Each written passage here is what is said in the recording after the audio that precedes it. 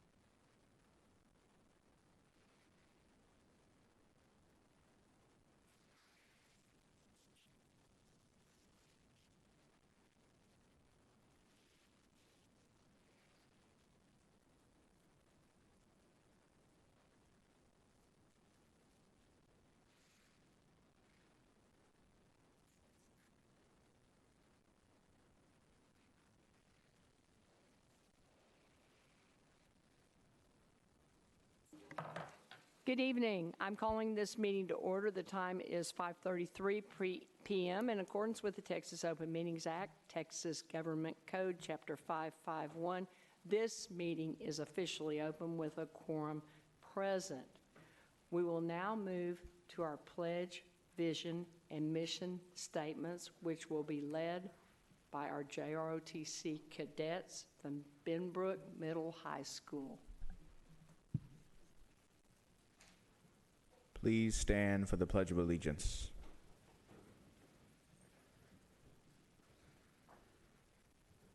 I pledge allegiance to the flag of the United States of America and to the republic for which they stand, one nation, under God, indivisible, with liberty and justice for all. And now for the Texas Pledge. Honor the Texas flag. I pledge allegiance to thee, Texas, one state under God, one and indivisible. Please be seated for a moment of silence.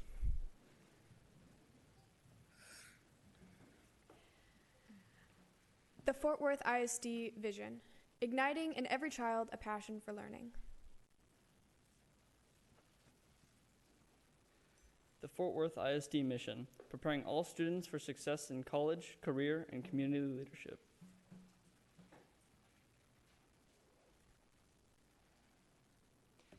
I'd like to now turn it over to Ms. Jessica Becerra for our recognitions. Ms. Becerra.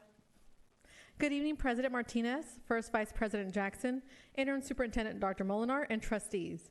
Tonight we have 3 groups to recognize. At this time, I invite trustees to come down and greet our guests.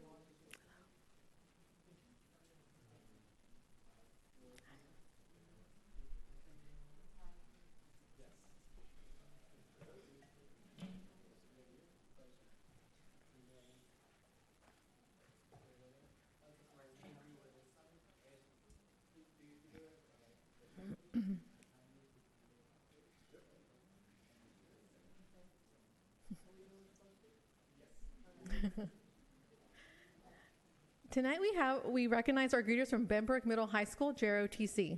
These exceptional students embody the spirit of leadership, commitment, and community service that is the heart of the JROTC program. Please join me in thanking Cadet Major Daraine Favre, Cadet Major Sawyer Satterwhite, Cadet Command Sergeant Major Tatum Barbie, Cadet First Lieutenant Jeremy Wyndham, and the program is led by retired Lieutenant Colonel Michael Scahill and retired Master Sergeant Tony Watson.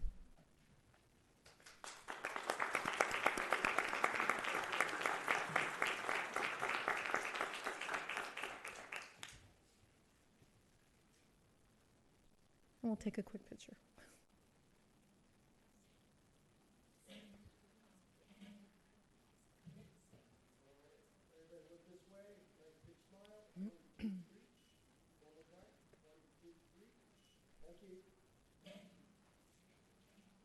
Thank you all for being here tonight.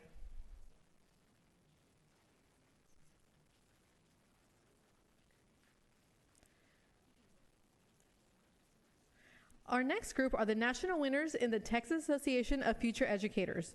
Over the summer, FortWorth ISD sent 23 students to the Taffy National Conference and competition. At the national competition, 7 students finished in 2nd place and 4 finished in 1st place. At this time, Dr. Robert Wright will read the students' names.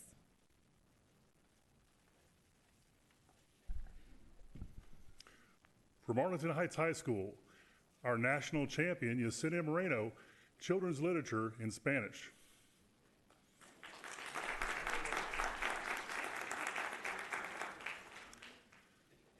Robin Nixon, Camila Peraltas, and Estella Rodriguez for Interactive Bulletin Board.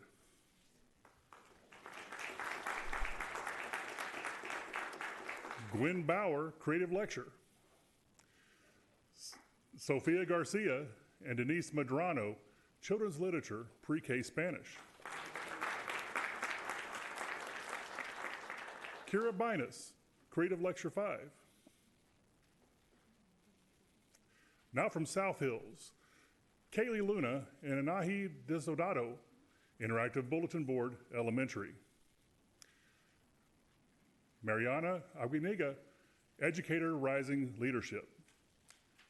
And Sarah Campos, Children's Literature, Pre-K Spanish.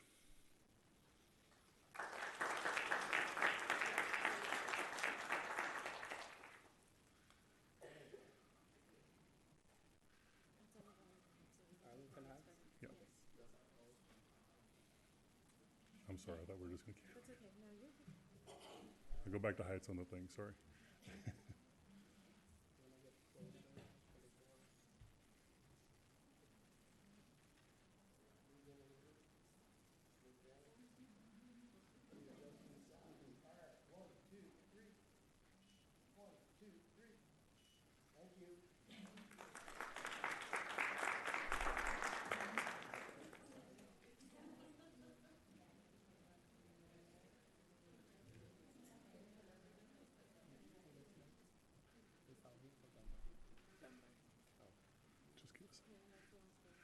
From South Hills also, Maria Garcia, Creative Lecture.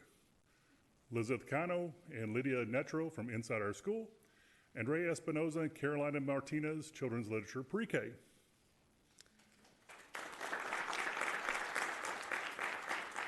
From Paul Lawrence Dunbar High School in Yearbook, Vanessa Alcala.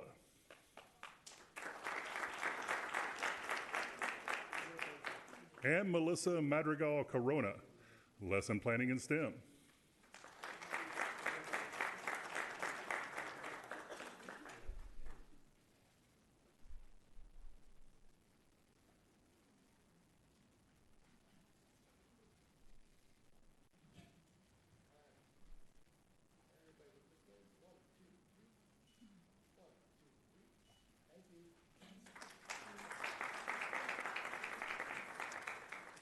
From Polytechnic High School, sorry guys.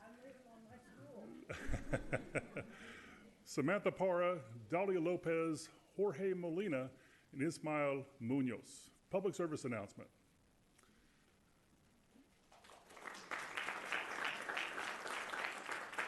Angel Montanez, Aurelia Aguayo from Ethical Dilemma. Now for R.L. Pasco High School. Elizabeth Clare, job interview. Vianney Gonzalez, Cecilia Jimenez, Ashley Saldus, and Darisha Vance for public service announcement.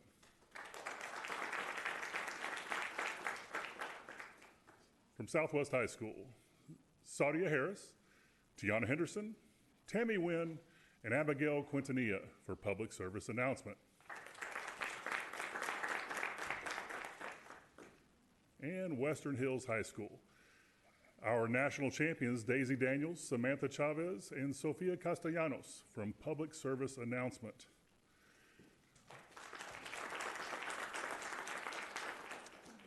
Also, Elena Montalvo from Lesson Plan and Delivery. Nicole Crisp and Tanisha Pierce, Children's Literature Pre-K. And Jeanette Meza, Children's Literature Pre-K Spanish. Brianna Oliver, Educators Rising Moment. Bethany Moncrief, Angelina Ramirez, and Deja Williams for Lesson Plan and Delivery. Congratulations to all of our kids and teachers for their hard work. Thank you and congratulations to these exceptional students. Our next group is the Financial Services Department and Division of Business and Finance. At this time, CFO Carmen Arrieta Candelaria will tell you more and introduce her team. Thank you and good evening. The district received a perfect score for its 2024 rating through the Financial Integrity Rating System of Texas, otherwise known as the FIRST rating. Every year, the state rates Texas public schools through this system, which is designed to encourage them to better manage their financial resources to provide the maximum allocation possible for direct instructional purposes. Earning a perfect score is an important designation for Fort Worth ISD and affirms what we practice each and every day, and that is to make sure that our dollars are being managed well and that we have the systems in place to be able to make good financial decisions. We have outstanding, professional, dedicated individuals in our financial team that strive to achieve this first rating each and every year. And I am privileged to have the honor of working alongside them. And I'm also pleased to introduce some of the members of the Financial Services Department that are here with me today. First and foremost, Annette Zachary, please step forward and greet the board. Belinda Waters. Christy Thompson Henderson. Samela Wilson. Tashana Hayes. Tamina Lehman. Tanya Wright. Joseph Corley. And Kathy Miller. And our comptroller and head of financial services, Maria Chavez. I will now join the team for a photo.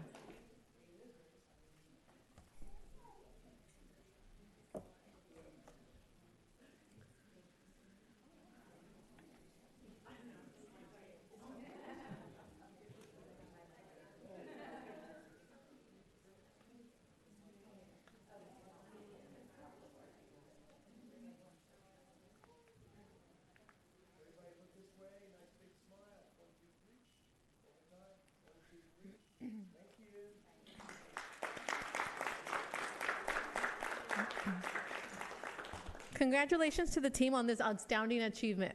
Trustees, you may now return to the dais.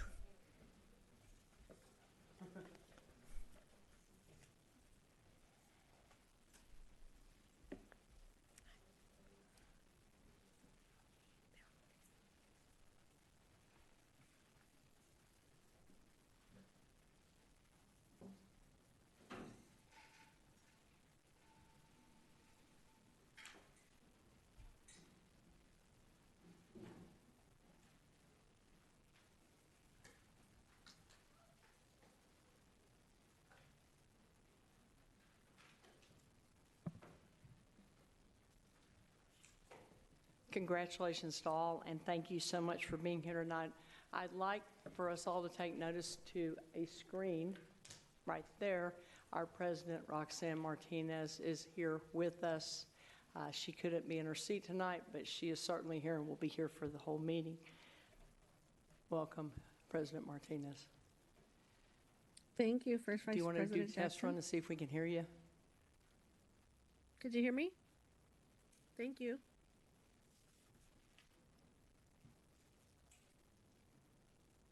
Were you able to hear me? We can.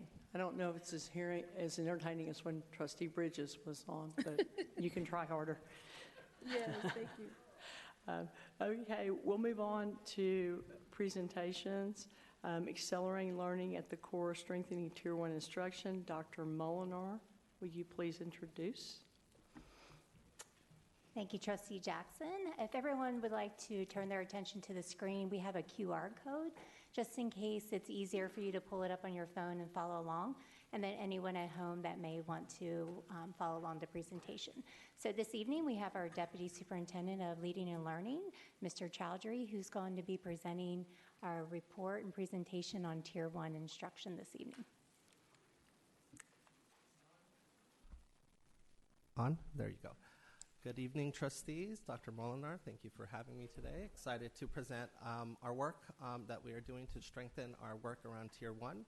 Right, we have a lot of work to do, but we've made quite a few gains, but wanted to share what some of our key focus areas are going into this year and beyond.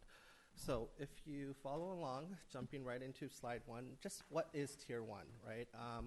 Ultimately, Tier 1 is that first teach, right? When you are teaching a concept, right, to a group of students, right, you are delivering it in a manner that you hope, right, that all of your students could get it, right? But that's never fully possible, right? But in research, right, has shown that you can ultimately, right, if you get Tier 1 right, you can get 80% of your students to be able to master a concept, right? Everything that comes after Tier 1 is what defines your groups, right? Your Tier 2 groups, your small group instruction, which can happen in the same class period, and then you, of course, have your Tier 3, which is your one-on-one, right? And then after you've gone through that cycle, hopefully effectively, doing your due diligence, right, then you could think about other things, right, referral and other services that are needed for students. But getting Tier 1 right is crucial, right? Tier 1 is that first teach and how we deliver that, the resources we have, the students that you consider who are in your room, whether half of your students are emerging bilingual or half of them have IEPs, right? How you deliver that grade level standard, that concept, right, in that first teach and what comes after it is absolutely essential. And so moving beyond that, one of the things we did early on, starting with convocation, right, we did a thought exchange where we exchanged our community around what good Tier 1 looks like and should look like in Fort Worth ISD. And then there's just what the empirical research says around what good Tier 1 is. And so these are just broad categories of things that all Tier 1 should have. One, right off the bat, right, you are teaching with curriculum that is research-based. The acronym that you hear nowadays a lot in Texas is HQIM, right? High quality instructional materials that are aligned to the TEKS, right? So that is crucial, right? You got to have a strong, viable curriculum, and Fort Worth ISD has made strides to be able to adopt that across all of our grades and content areas. Beyond that, right, Tier 1 lessons, right, are systematic, right? Teaching is an art and science. The science, right, there's an art to your lesson, right? How you deliver that lesson, how you break students into groups, how you regroup, how you check for understanding, all of that is planned, right? All of that is planned. The Texas Commissioner often likes to describe teachers as conducting brain surgery while they're teaching, right? That's a metaphor he often uses, Mike Morath. And it is truly, right, there's a whole scientific process around it and how you deliver Tier 1.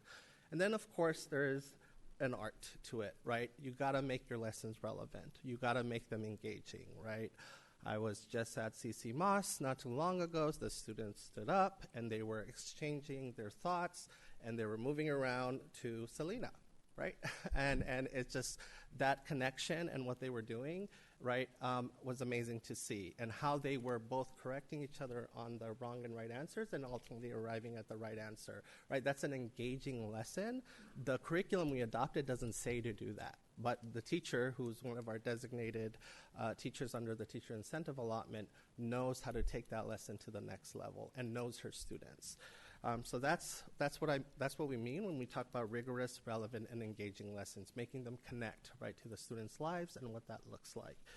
Moving on, right, you got to know your data. You got to know who's in the room. You got to know what they bring, what kind of prior learning they have, what kind of gaps they have, right, and you got to be able to supplement and scaffold your lessons in the manner that ensures that all students get access to that, right?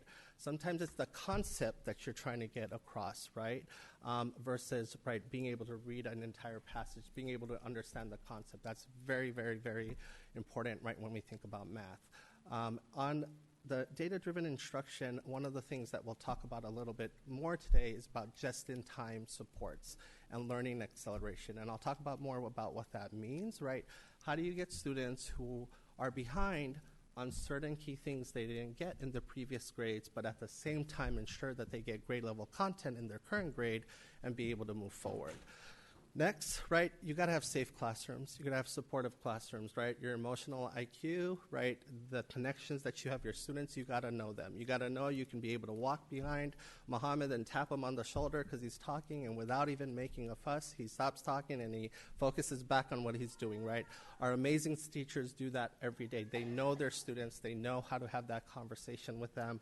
And then it's okay to fail forward. It's okay to have wrong answers, right? Because that's an opportunity to learn, right, in order to get to the right answer, and being able to have that trust and that culture in your classroom, right? That's not easily done, right? Oftentimes, teachers are spending a good chunk of the first weeks just to do that, right? A lot of our schools are also looping, I've noticed, where they're moving forward with a cohort of classrooms, right? Where they already know their kids well, right? And so they don't have to spend as much as time getting to know them. And it's not for everyone, right? But some people do like that. That's for example, a strategy that people are using.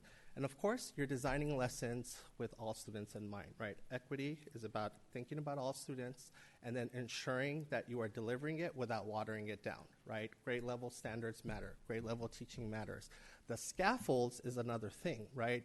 Someone who is still struggling to read on grade level, but you are still teaching social studies, right? A concept in a historical period, right? How you make that accessible to them, being able to teach the concept that is relevant at 7th grade, while also understanding how you deliver scaffolds and supports to that student to be able to understand the concept. So those are just core features. Those are things that rose to the top, right, when we engaged our community. But those are also things that research says that matters. For us, right, a big thing that kept popping up is like student talk, making sure students are able to learn from another, right? Like the hidden curriculum on the peer effect, right? That is very important, and purposeful grouping. So those are just core elements of Tier 1, right, as we think about what we look for every day in our classrooms and how we get better in key areas. Let's talk a little bit about the data-driven instruction component, right? Specifically learning acceleration and just-in-time supports, right? Getting students to catch up when they are behind, right, it is hard work, but it is not impossible. Historically, right, you can see right here, this is before the pandemic. A student who is not reading on grade level by 3rd grade in the state of Texas, and then you go to 5th grade, right, and see whether or not they are now reading at grade level, it only ends up being true for 5% of students, right? It is not easy. It gets harder and harder after 3rd grade. We know that, right? Your high school teachers will tell you that. Your middle school teachers will tell you that. It is not impossible, but it does. But acceleration is key in just-in-time supports. I can run this cohort data for our district. You'll see the same piece as well in terms of how many students catch up within that 2-year band, right? And we want to get them at grade level reading before they even hit middle school, right? Just wanted to show you what that looks like just at the state level and the challenge that is and the work. Not impossible, but it is a challenge that we must meet every day, especially when you think about our needs and the demographic population we serve at scale. One of the key things around that is ensuring our students have just-in-time supports, right? And what that essentially means is, moving on to the next slide, is that how do you ensure that students both get what they missed in the previous grade while at the same time giving them the current grade level content? Not everything they miss is relevant every day, but some key things are, right? Historically, when you think about remediation, you are just teaching content that they missed. And what ends up happening is you end up falling behind, right? You end up, right, at a certain point, you end up lowering the bar because you are just teaching them not grade level content. You are teaching them something they have missed, right? And then what happens with your pacing, right, you keep falling behind, right? You never catch up, right? In terms of how you go about moving forward and giving them what they need, when you look at, right, rock star teachers who really masterfully are able to both get students what they need and teach grade level content, right, they do something called acceleration and just-in-time supports now. We have enough research now, decades of research, to be able to codify what that means, right? When you look at what you have to teach next, there are prerequisite skills that you know you have to be able to map to know that students need in order to be able to access that grade level content. But you got to do the work to be able to actually map out what those prerequisite skills are. And then what acceleration and just-in-time support says is you embed that into the grade level content. Right, you embed that. You embed that into your Tier 1, you embed that into your Tier 2, you embed that into your grouping, you embed the scaffolds into it, right? The students are getting grade level content, but they're also getting practice, right, and remediation, to use that word, while they're getting grade level content. Again, not everything you miss is relevant at the current moment, but some things you miss you need practice on. So that is essentially what acceleration and just-in-time supports is. I won't read everything here, but the key piece is identifying the gaps for what you're about to teach, right, the prerequisite skills, and being able to embed that thoughtfully into Tier 1. in a place, right, like Fort Worth ISD, in a place with districts with the needs that we have, and post-pandemic, when you really think about all the gaps that widened during that time, acceleration just-in-time supports is even that much more important. It is not easy. Again, I take you back to that slide about like cohorts of Texas students who were not on grade level in third grade, and then 2 years later, how many actually moved, right? But this is something we want to get really great at. No one can say they're a model. Dallas can't say a model, the districts that we get compared to, but districts that are, right, moving the needle, right, they're getting this right, both in Tier 1, Tier 2, and beyond. So just something to think about. The next big focus for us is curriculum-based professional learning. It sounds like a no-brainer, right? Professional learning communities and professional learning you get should be focused on curriculum.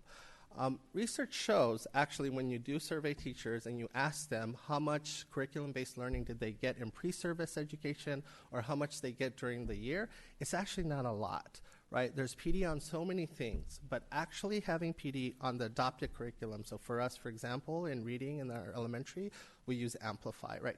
Making sure teachers have the time to both internalize, take in, level up, refine the adopted curriculum is crucial, right? So one of the things just I've been looking at is how much curriculum-based professional learning do we do, right? Do we give our teachers time to take in the lessons that they're about to teach? Do we give them time to be able to refine them, right? Because just the package alone is not enough. Again, we have to think about acceleration and just-in-time supports. But curriculum-based PD is very, very important. So this is something that is going to be a focus of ours. We've already done a lot of great work on it. We just need to go deeper. Oftentimes, people think about curriculum implementation across 3 buckets. There's the initial implementation, right? You just got the curriculum, you opened up the box, and you have the materials, and you're in your early years of implementing it. Then you have consistent implementation, right? You are seeing whenever you walk into that room, whenever you come at any point in the year, you are seeing the materials, the HQIM, the high quality instructional material, fully integrated into the classroom, right? And the teachers have fully internalized it. And then you have a whole other level, which is sustainability and innovation. I was at Merit not too long ago, and there's a pair of 5th grade teachers who consistently get 70 to 80% of their teachers to move up a level. They're actually sisters, which is pretty cool. And they are, it's an amazing class, right? Like you walk in and you think like just project-based learning is happening, and you're like, are they even using the curriculum? They're using the curriculum as the floor. Right? It's the floor for them. They're teaching at this master's level. And then they are students who are behind when they come in. But the whole school has adopted this culture. Like the principal, when she came, one of the things she said is, I buy sub time so my teachers can have extra days every 6 weeks to just have more time to prep, to take in the curriculum. During her first year there, she focused on just internalizing the curriculum. And so just watching that 5th grade pair in reading, I was a reading teacher, is amazing to see. When people say, oh, you're not allowed to go off the curriculum, actually, if you're teaching well, you are going off of the curriculum, meaning that you are innovating off of the curriculum, not just completely neglecting it. And so that's just an example of sustainable innovation. To be just blunt, right, we are within all 3 places, depending on where you go, right? We want to be, we're more in consistent implementation. We're getting there. But there are some places, and sometimes in some areas, where it is still initial implementation for a wide variety of reasons, right? Even though we have adopted the curriculum a few years ago. But I will say the vast majority, we are right now within moving beyond between consistent implementation and sustainability innovation. When we really get to scale sustainable innovation, we're going to see more what I just described going on in those 5th grade classrooms at Merit, for example. I'll give you one more example about curriculum. Is I was at Southwest, and you guys remember from the workshop that we did that Southwest has amazing algebra gains, right? Black students at Southwest had double-digit gains when it came to algebra. I wanted to go hang out with those algebra teachers. Like, they were in a PLC, and I saw them. I'm like, pulled up a chair. I'm like, what are you doing? Like, what are you doing with HMH, which is our algebra curriculum? They do more than what the curriculum asks, right? It's the floor for them, right? They do more. They know their students. They know the gaps that they have when they come from middle school, and they take it to another level, right? The answers are inside, right? It's about scaling. It's about learning from them. It's about making sure people can learn from each other. But again, People say you're not allowed to veer from the curriculum, you got to follow a script. That's not true. In fact, we want you to innovate off the curriculum. It's just the floor. But we got to have viable curriculum that's not only TEKS aligned, but it's also research based. So just something to keep in mind. Another key area for us that we want to get better is at coaching. We coach a lot, right? And when I'm a research nerd, so when you look at the meta-analysis on coaching, right, and there's a pair of research who's looked at all rigorous studies around coaching across the country, right? The effectiveness of it tends to fade out when you start scaling coaching programs. And how we do coaching matters, right? We're having a really good reflection and conversation with Dr. Molinar on, like, are we leveraging our coaches effectively? How are we using them, right? Do we have the coaches in the right place? Do we have them doing the right things, right? Those are conversations we're having right now. Also, the frequency of coaching. And when I say real-time coaching, this is your low stakes. These are not the things you use on t-tests. These are not the gotcha. They should not be used in that way. These are real-time feedback in the moment, being able to do that thoughtfully, right? Because if you wait too long, you've already missed that opportunity to provide someone that feedback and run with it. And so we're really focusing on deepening our work around coaching and how we do that. Also looking at how we're deploying our coaches. Like, we're having a serious look at that right now as well. Another vignette I want to just give you, I won't read it. It's a coaching sprint. And essentially, when you think about t-test, which is our teacher evaluation system, right? Teachers set a goal, and it's a year-long process where you send a goal, you have your middle of the year reflection, and then you close out. Right? That's a focused goal. But throughout the year, right, you have key opportunities to level up folks. Oftentimes, we steer all of our coaching to our new teachers or those who are really struggling, neglecting the average. We want to move, we need to lift the average. And we got to be able to use our model teachers effectively around that. So this is just a vignette, both from the research that I cited, right, on how you can move faster within a short time-bound sprint to be able to both lift up, identify a baseline across all your teachers, right, identify your strong teachers, leverage them to be able to lift the average up. Right? In order to be able to really lift that campus up, you got to lift your average performance up. You can't neglect the average performance. That matters. And oftentimes, just not intentionally, we fall into we're just going to put all the energy on low performance or those really struggling. And again, we got to also make sure we have the right tools and resources in place and what that looks like. So that's just a vignette on that. Wanted to talk about assessment, which is a key part of our work around our Tier 1 work, right? When people refer to a comprehensive assessment system, right, they refer to the blend of assessments that you have locally to be able to know where your students are, right? We have a universal screener. It's called MAP, right? We take it at the beginning of the year, the middle of the year, and the end of the year. And Dr. Molinar will later present on the power of that universal screener and what it shows us. But ultimately, right, you got to know where your students are coming at. MAP is a universal screener on essential skills. That's how I often like to describe it, right? Where are they on these essential skills, right, that ultimately feed into multiple content areas. Then we have, of course, our 9-week interims. These are new, right? These are standardized 9-week interims that we've designed, right? We want to make sure they are predictive of what will happen in the spring. We used to also have unit assessments as part of our curriculum that were mandated. We freed those up. We said those are optional. But the 9 weeks are required, right? And we are not alone in that, right?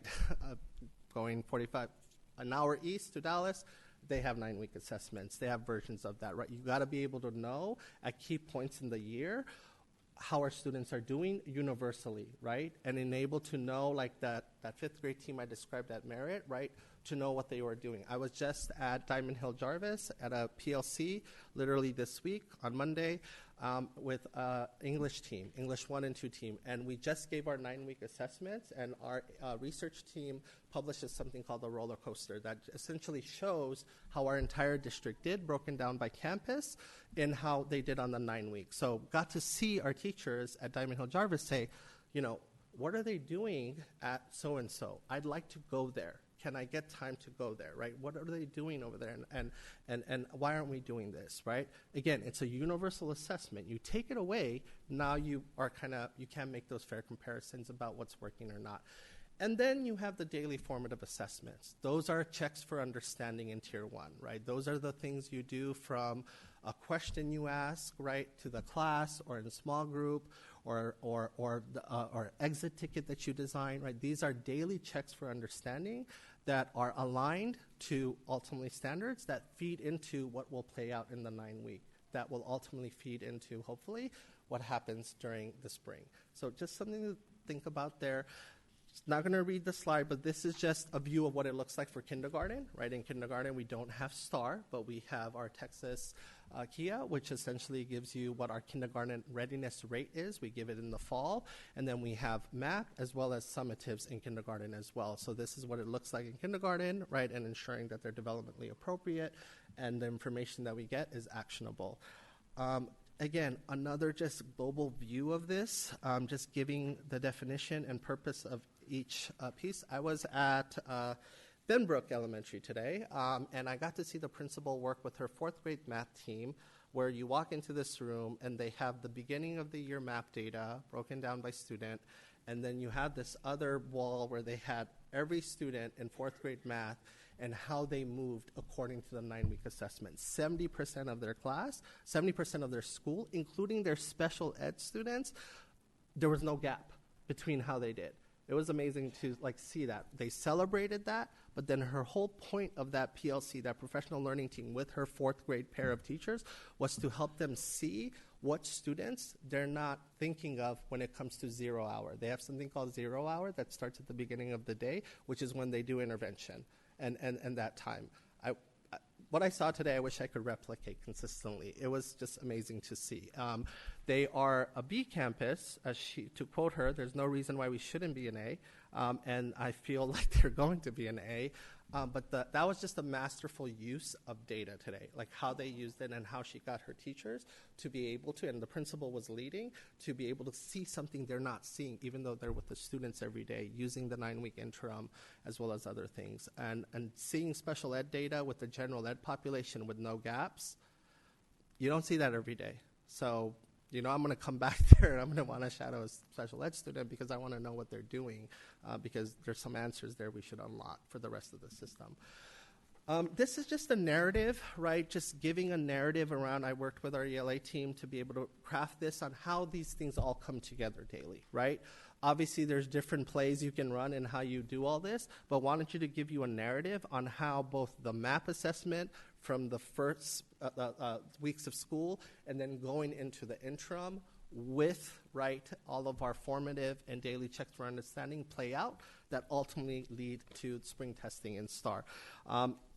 I'm not going to read the vignette, right, but the vignette is to give, right, a visual on how this would play out and how a teacher would put that together effectively, right? Easier said than done, but we have many, many educators who are doing this every day in amazing ways. And oftentimes they're doing things that we're not even thinking about, right? And my job and my team's job centrally is to keep unlocking that and curate that and make sure people know how to have more and more tools to be able to drive and accelerate student achievement.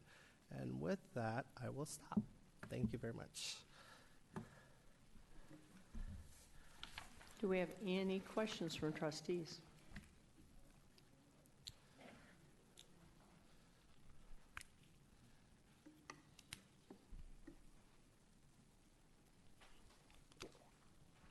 Trustee Kevin Lynch. All right, appreciate you taking the time and thoughtfully kind of helping us understand some of these things. I guess the question I have right now is looking at really the 9-week assessments that are something new. Can you speak to that and kind of the feedback that you're seeing across the district so far this year? Yeah. So I got to run them through the year to see how strong they are. They're new, right? But the notion of interim and benchmarks is not new. FortWorth has had benchmarks, and Dr. Molinar can tell you that's new. So, but we had unit assessments and 9-week assessments, right, that were mandated, right? So there were multiple standardized assessments. But the 9-week concept is new in the regard we needed new benchmarks that align with the rigor of the rigor of the new STAR, right? And so, got to run the year to be able to assess validity, right?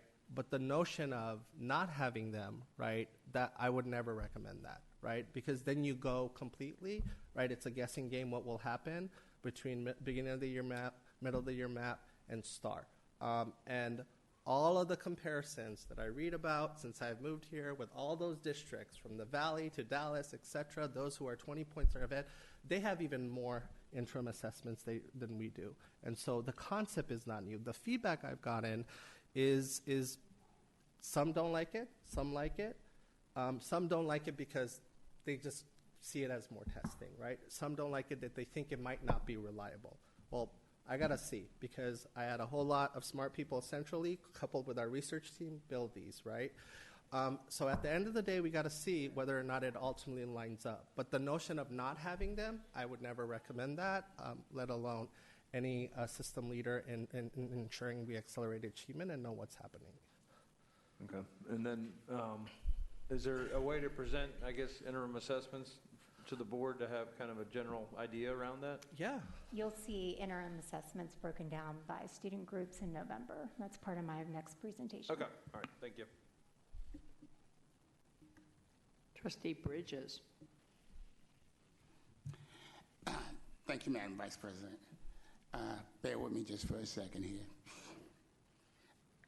Appreciate your presentation. And sometimes I try to match the presentation, the feedback that I get and what I've seen visually with my own 2 eyes. I don't want to seem like Debbie Downer, and I hope it doesn't come across that way. But I'm going to give you a scenario with the Tier 1. And I think we talked about, wait a minute, make sure, just in time, making sure that we connect with kids and find out where they're at. Here's a scenario. You've got a class of about 30-something kids in it. And in that class, they're third graders. And many of those third graders are not 1 grade behind, not 2 grades behind. Some are even 3 grades behind. Some are even struggling with recognizing letters. Now, added to the mix, you got about 10 different languages that are going there. And you have inside that group 4 or 5 kids who don't speak any English at all. Give me from your experience of what you've seen, how that works. Yeah. I want to make sure they finish so I can talk. So a school like Clifford Davis needs, I know what you're talking about because I know where all the students with the name Muhammad are. It makes me excited. And so, the way I would describe it is a school like Clifford Davis, Tier 1 alone is not going to drive instruction, right? You need to make sure you have masterful Tier 2 and Tier 3, right? Small group as well as one-on-one interventions and such. It's a big challenge, right? Because you have to also have translation, right? When you're thinking about the students and where they are. We have refugee students, right? Coming from Afghanistan and different places, right? So Tier 1 is one level of support, but you got to get to really high quality Tier 2 and Tier 3, right? And frankly, extended day learning as well too. That's what it will take, right? Because of the gaps and needs and everything that is needed. So you got to make sure that the school has the resources to be able to pull that off. Are we there yet? No, we're not. I can tell you that. I'm going to go back to my original question. From your experience, have you seen other example of schools similar to that? Yes. So in Dallas, the Conrad feeder pattern is very similar to what is the Clifford Davis experience. That's where you have students coming from multiple different countries and experiences and a lot of settlement, like, for example, Catholic Charities and where they settle families and such, right? But those schools are also uniquely resourced and uniquely supported and making sure they have those things. We are having that conversation right now to make sure that the traditional formula allocations and what the school gets just based on 700 kids is not enough. It should be driven by need as well. And how do we determine with a school with such high needs, making sure they are getting not the basic resources, but much more needed services? We should know that out of the gate and when we design our staffing plans, our resource allocation plans, those kinds of things. I cannot speak to what was set. Okay. I can only speak to what's coming, right? I cannot speak to what was set. I wasn't here. So, Okay. but Dr. Molinar knows as well, right? We know that we have to do above and beyond the traditional formula and allocations for a school that you just described. Okay. Yeah. And I'm going to hold you to that. Please do. Okay. Now let me move. Okay. Would you define what a rock star teacher is? A rock star teacher is someone who can accelerate growth on all students in their classrooms, right? Growth.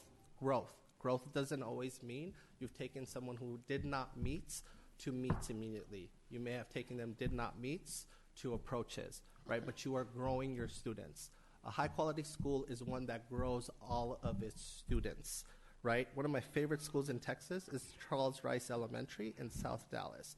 It is just, right, because it grows its students, right? Its school effectiveness index, when you adjust for demographics, it grows its students. Many of its students come in low, behind, multiple grade levels. But by the time they leave, they have grown significantly. So a rock star school or a rock star teacher is able to be someone who can grow their students measurably. So how are rock star teachers dispersed throughout the district? Well, right now, they're spread out in multiple spaces, right? They're in different spaces, right? Some, if you do the analysis right now, it tends to track, right, where you have a good chunk of our teacher incentive allotment teachers, because we do have a state-approved program that does recognize exemplary masters, right? They're not disproportionately at the places where we need them to be, right? There are not enough designated teachers, for example, at Clifford Davis. We need more there. Now, we don't do forced placement.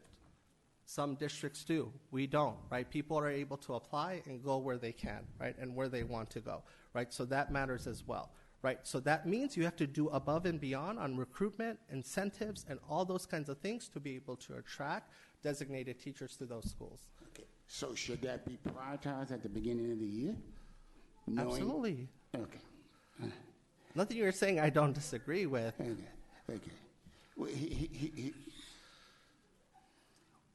and I'm only using that term because you use the term rock star teachers. Yeah.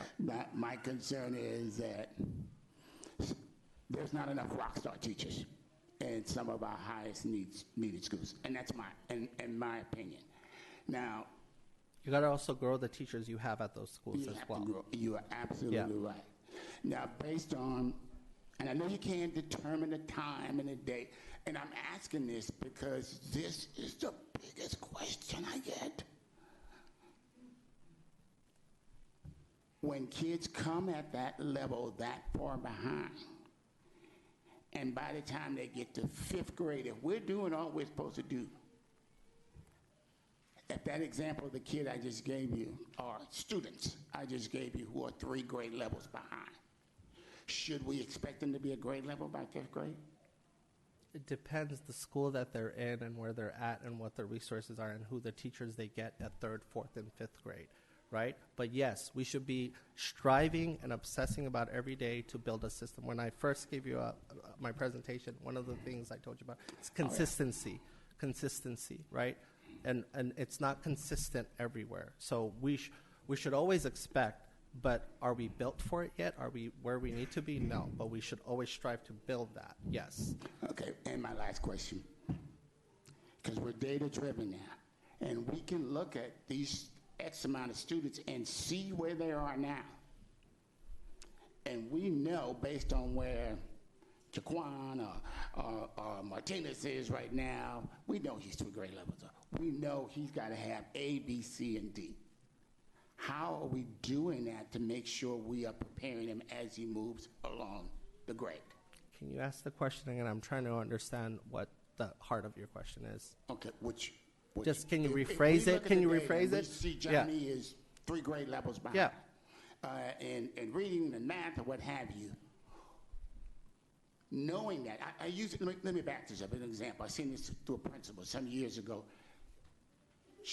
I went in her office, and every student that was in that classroom, she knew that had whatever their needs were. Well, so-and-so's 2 grade levels, this kid, that she could point a finger at them. And I know we've got so much information and so much, I hate to use say this, money, that why can't we do that? To making sure as Johnny or whoever, as they move along, that we're making sure they get the service. Am I making sense? You are making sense. Absolutely. Yeah, you're making sense. Absolutely. Okay. And going back. Because you're looking at me like I'm... No, because the way you asked it first, I'm a learner too, so I asked for a check for understanding, right? Yes, sir. And so thank you for saying it in a different way. Okay. Again, a school like Clifford Davis, right, just staffing it on a traditional formula is not enough. You need to make sure you have additional supports, right? A single teacher cannot lift all of the students. They can lift their students, but they also need high-quality Tier 2 and Tier 3 supports, and the school needs to be resourced in that way. So we can do that work, and we need to do that work. I'm not disagreeing with you any. Yeah, because, and this really is my last point. We often talked about the way we move students, where we put a good teacher in front of them. But we're being realistic if we're asking a good teacher to teach 38 students. Yeah. You feel me? Yeah, I feel you. Okay. So Trustee Bridges, I think during my presentation, you're going to see how we're going to start looking into how to put some supports for our teachers back into the schools. So I'm going to share that with you today. So it's definitely what we need to do, and you're going to see that plan. Thanks. Thank you, ma'am. Trustee Andor. Thank you, Trustee Jackson, and thank you for this very comprehensive report. It is quite robust. Will this be posted on the website somewhere so that people can access it and read it? Well, it's on Board Docs, so it's already public, but we can also put it in other places. I can work with comms to make sure that it's more prominent rather than just having to do multiple clicks to access it at Board Docs. But it's on Board Docs right now. Okay, Yeah, well, yeah. somewhere so that people can access it and there's a lot of information in here that takes some time to ingest and then digest. With the introduction of the 9-week interim assessments, did we reduce or remove other assessments that we had been giving in the past? Because I do hear quite often, and I've been one of those parents that has complained about the amount of testing.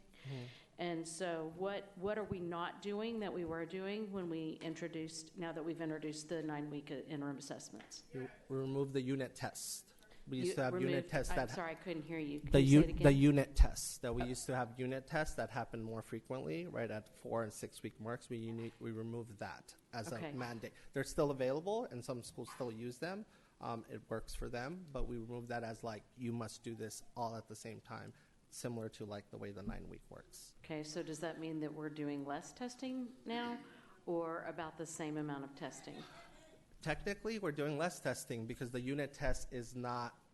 Unit test does not exist with alongside the interim and the benchmark. So the unit test is away. So technically, it's less testing in terms of standardized testing that we universally screen across the system. Okay. I'm glad to hear that, because I know that we need the data, but we also need a balance so that teachers have time to teach, and spending a lot of time in testing, it can be frustrating for both the teacher and student. So thank you for that. You mentioned time for teachers to internalize lessons, and I know that time is not something that we have. It is a very valuable commodity, and it's also not something that we have an abundance of. And I love the idea of the principal who is taking some of their campus money and using it on substitutes in order to give teachers some time to spend with that curriculum, with the lessons, with whatever it is that they're planning or working on, or maybe even some time to spend with an instructional coach to work through some of that. What are some other ways? Because I do hear often from teachers that they just do not have time. And they want to do what's right for students. Nobody goes into education to do a bad job. And teachers work hard, but people also want to know that they're doing a good job and that they're able to put all that they can into what they're doing. And so what are some other ways that we're providing some time or ways that this board can support time for teachers to master their craft? Yeah, so beyond what individual campus-based decisions the principals and I do are recognize that there's a variety. This There's is a not, variety of that, each yeah. principal may have a different approach to so this. there's that. And then we have our planning days, which are unique, right, to Fort Worth ISD. We just had two. We just have two under our belt, right? One of the things that was important to me is making sure our planning days happen at our school, right? So this was the first time where we kept everyone at their schools versus bringing them to a single place or congregating them at a single place. Then we also have our professional learning days. One is coming up in the first week in November, where it's more of a choose your own adventure, right? Whereas planning days is more like this is what we're doing collectively as a campus.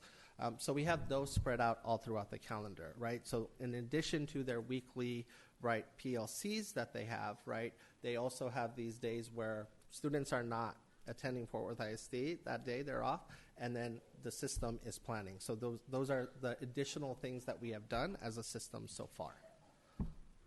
So I am one of 9 that sit up on this dais, and I cannot mandate or determine anything, but I will say out loud that it is important to me as a trustee and as an educator that we do what we can on campuses as a district, at the district level, but also on campuses to provide teachers with that time to provide and to master their craft. I'm going to go back to that phrase. That is significant for me. I cannot speak for my colleagues, but it is for me. I also appreciate, I saw several times throughout this presentation that a focus on capitalizing on what we're doing correctly. It's very easy to identify all the things that are wrong and try to put a plan in place from the inception of that, when really there are people in Fort Worth ISD that are doing some really great things on every campus. And there are also campuses that have teachers who need some additional supports. And so with the real-time coaching, with the PLCs, I do appreciate that we're focusing also not just on what we're not doing, but what we are doing correctly, because that's going to be a quicker solution than trying to reinvent the wheel. So thank you for that. And that is all. Thank you. Trustee Dart, I just want to add in too about the time. Some of the things that I'm personally going out and speaking to teachers about and attending the UEA meetings, and what we're hearing is how to use that PLC time effectively, and really working with our principals about how to use that time so it does help with planning and it's not extra work. I spoke to a campus last week. There was concern that they walk away with homework, and that's not the purpose of a PLC, to have homework when you walk away. So some of this, we do have pockets that we are listening, and we're getting feedback from our teachers, and we're working with our campus principals and getting feedback from them as well as what support they need. Also, we did, take away the unit assessments, but we need to make sure we do not have campuses layering on additional assessments. That is a campus choice, because that's too much. We need instruction time. Like, that's what we need during the day. So I know Mr. Chowdhury and his EDs are really watching that as well, because we do have some, not just campus leaders, but some teachers who want additional assessments. We can't assess our students all day, every day. And then in addition to that, getting the feedback on the 9-week interim assessments. This is new to us. We've done 6 weeks before. In the past, we have done interims as well. But really timing them to make sure we're getting the information we need to move instruction, but we're not taking multiple days to complete a 9-week interim. That once we get back on that teaching cycle, that data really is stale, or we cannot do something with that data because we lost too much instructional time. So we're definitely in this learning phase, but we have to listen to what the teachers are saying. We have to be out there. We have to see it. We have to look at it. And then I've had some teachers already give us feedback on the interim assessments. some questions, and also some great feedback. Not everything's negative of how it's working out. So I'm happy when I do interim assessments in November to bring that feedback, both positive and negative, for transparency and how we can improve on that. But we really need to monitor additional assessments that's being layered on. Thank you. I appreciate that additional information. Thank you. Thank you, Trustee Dar and Dr. Molinar. We're going to move to President Martinez for a question.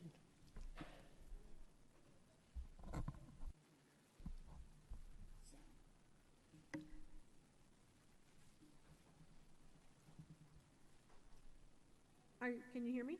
Yes. Okay, perfect. First, I wanted to echo what Trustee Dar said about allowing our educators time to master their craft. That is probably the thing I hear the most on campuses from our educators.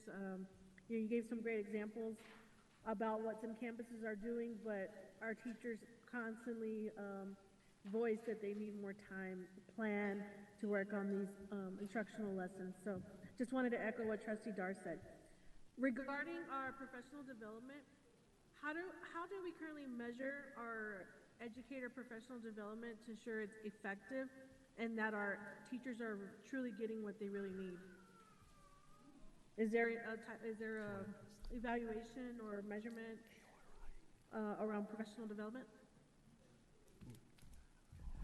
So it's a couple of things, right? One, there's a lot of PD. There's a lot of different PD offerings and such, right? But in order to really measure effectiveness, right, you got to be able to ultimately tie it to some kind of learning, right, that is like a before and after, right? And so one of the things that we started doing, and the district has done this work, I'm not sure if the board has gotten this before my time, is that we're looking at something called AROI, right? Academic return on investment, making sure what we're investing in, right, has a return on investment, that we actually have measures to look at whether it is actually working, right? We spend millions here, we spend thousands here, right? Is there a return on investment on that? But in order to truly do that, you got to have measures, right? You got to have measures for growth. You got to have a way to capture baseline, and you got to see if it worked, right?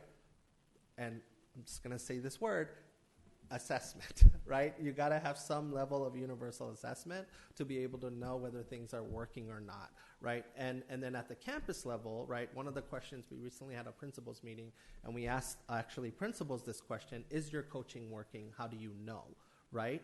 And the answers, some were very confident they know, sometimes, some I'm not sure, right?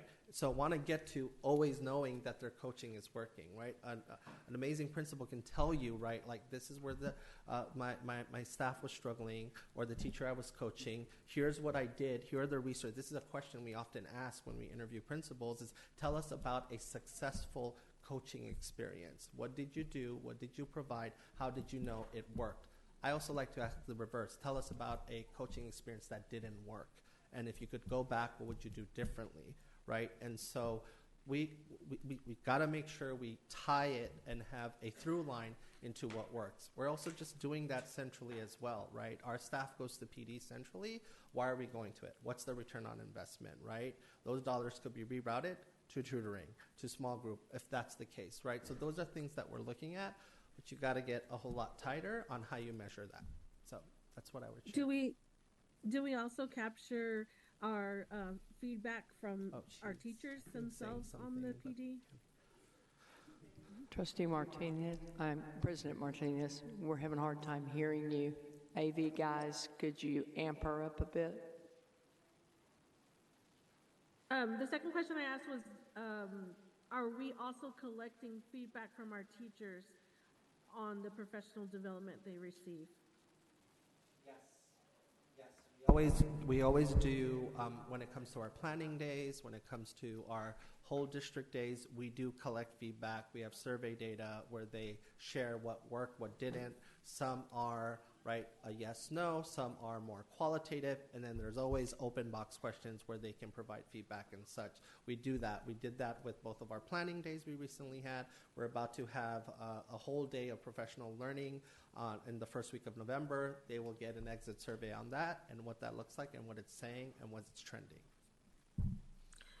And do we currently have a formal new teacher mentor mentee program?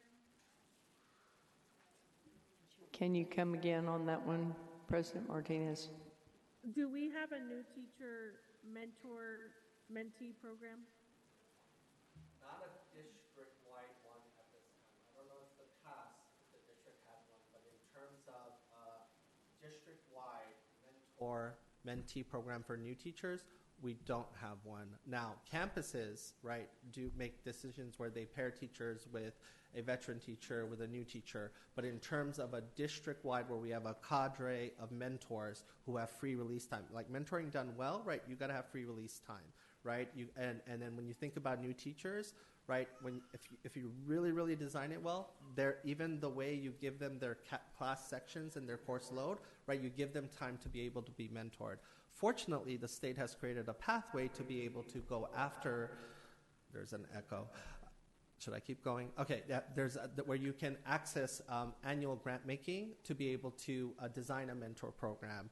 This cycle has passed, and so that's something we've identified to be able to unveil in our system to be able to have it. One, you got to have a defined way to identify mentor teachers and master teachers, and then you got to design schedules that allow them to interact. So we've talked about having that, and that's something we should, is just making sure we have reliable funding sources to keep it, because you don't want to start something like that and not keep it going. Trustee Martinez, or President Martinez, we had a new teacher induction department a few years ago that is no longer in place, that worked with all of our new teachers as well as any new teacher that came into the district to support them. It was tiered support where if you had teaching experience before but new to the district, that support looked different with our new teacher induction specialists rather than a brand new teacher. So that is something that our team has been discussing, the need to bring that back and to really go after the funding through our grant cycles in our budget priority setting. Thank you. That's all I have. Thank you, President Martinez. Trustee Luebanos. I think Kevin was before me. You go ahead. I would like to thank you for this presentation. I would like to second what Trustee Endar mentioned about time for the teachers. I'm looking for when do we give them enough time to do what they need to do to be more effective teachers in the classroom. And then what training are we providing, and when do we do that growth for teachers to be a rock star? Can you say it one more time, because you cut off a little What bit. kind of training are we providing to have those teachers to be rock stars? I mean, Trustee Wallace mentioned about the rock star teachers. So when do we have that training, and what kind of training are we doing to have those teachers? Right. Well, growth doesn't happen over time, right? It's a growth trajectory. We want people to get better, so we have multiple layers of support, right?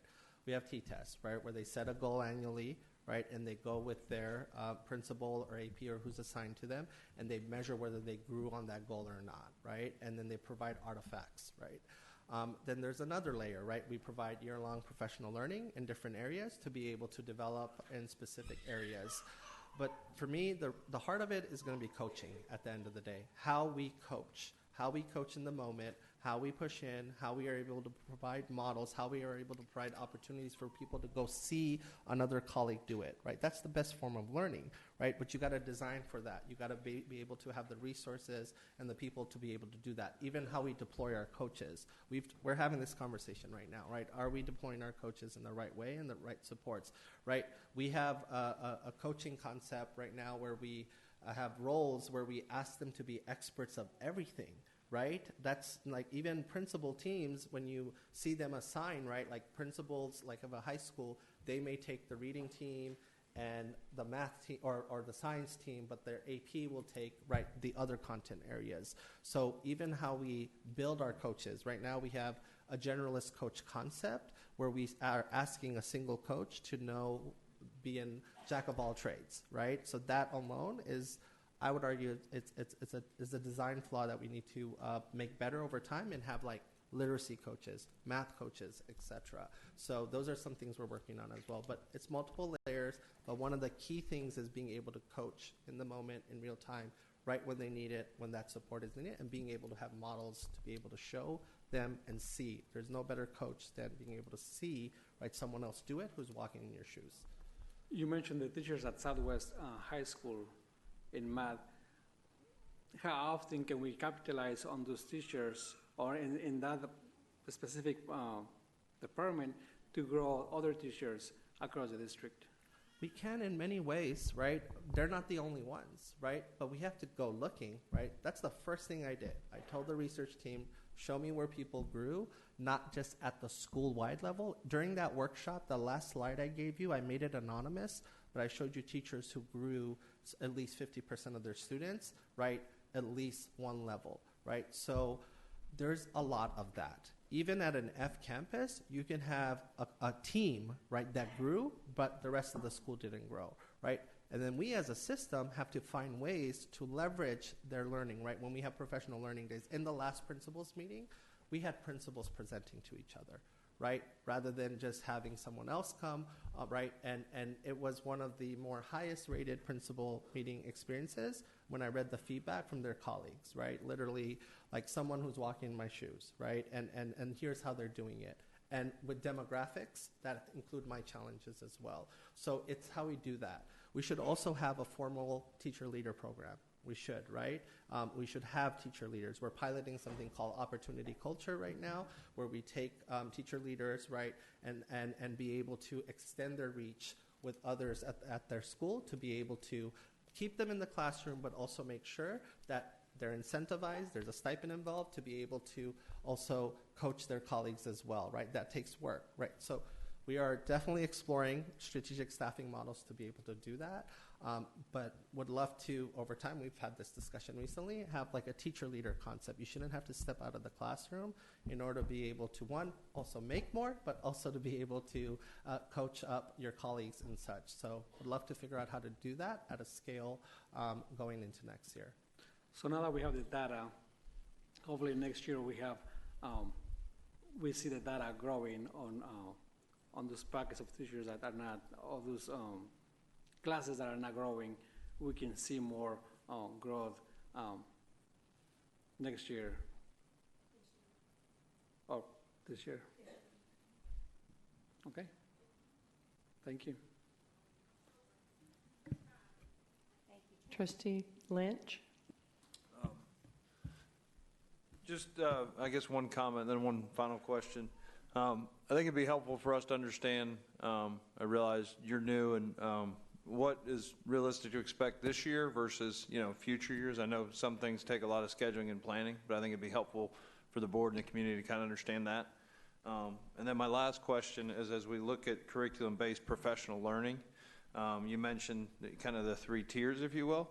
Is that language you use, is that common among teachers, or is that more from an administrative level? That's more like the research base for it. And there's a citation in the bottom in terms of how people think about it globally, how TEA thinks about it, right? How systems think about it as you're rolling out curriculum. It's not we're not going and, so now our content teams and our school leadership teams have, right, rubrics where they go look at curriculum implementation fidelity. So you can see to the degree which is the curriculum, is Amplify being used, and how much of it is being used. So we have those, right? But globally, right, when you kind of think about a system and where it's at in its journey in basically adopting new curriculum and then ultimately getting great at it and then innovating off of it, there's 3 buckets of how people often think about it. Okay. And then last thing, in any organization, I think it's always helpful to know kind of where you stand, feedback. How do we do that with teachers, in relation to these type of things, so they know, where they're excelling and where their growth opportunities are? So that's the campus-based leadership team, right? You have the principal, you have the AP, you have the coach, right?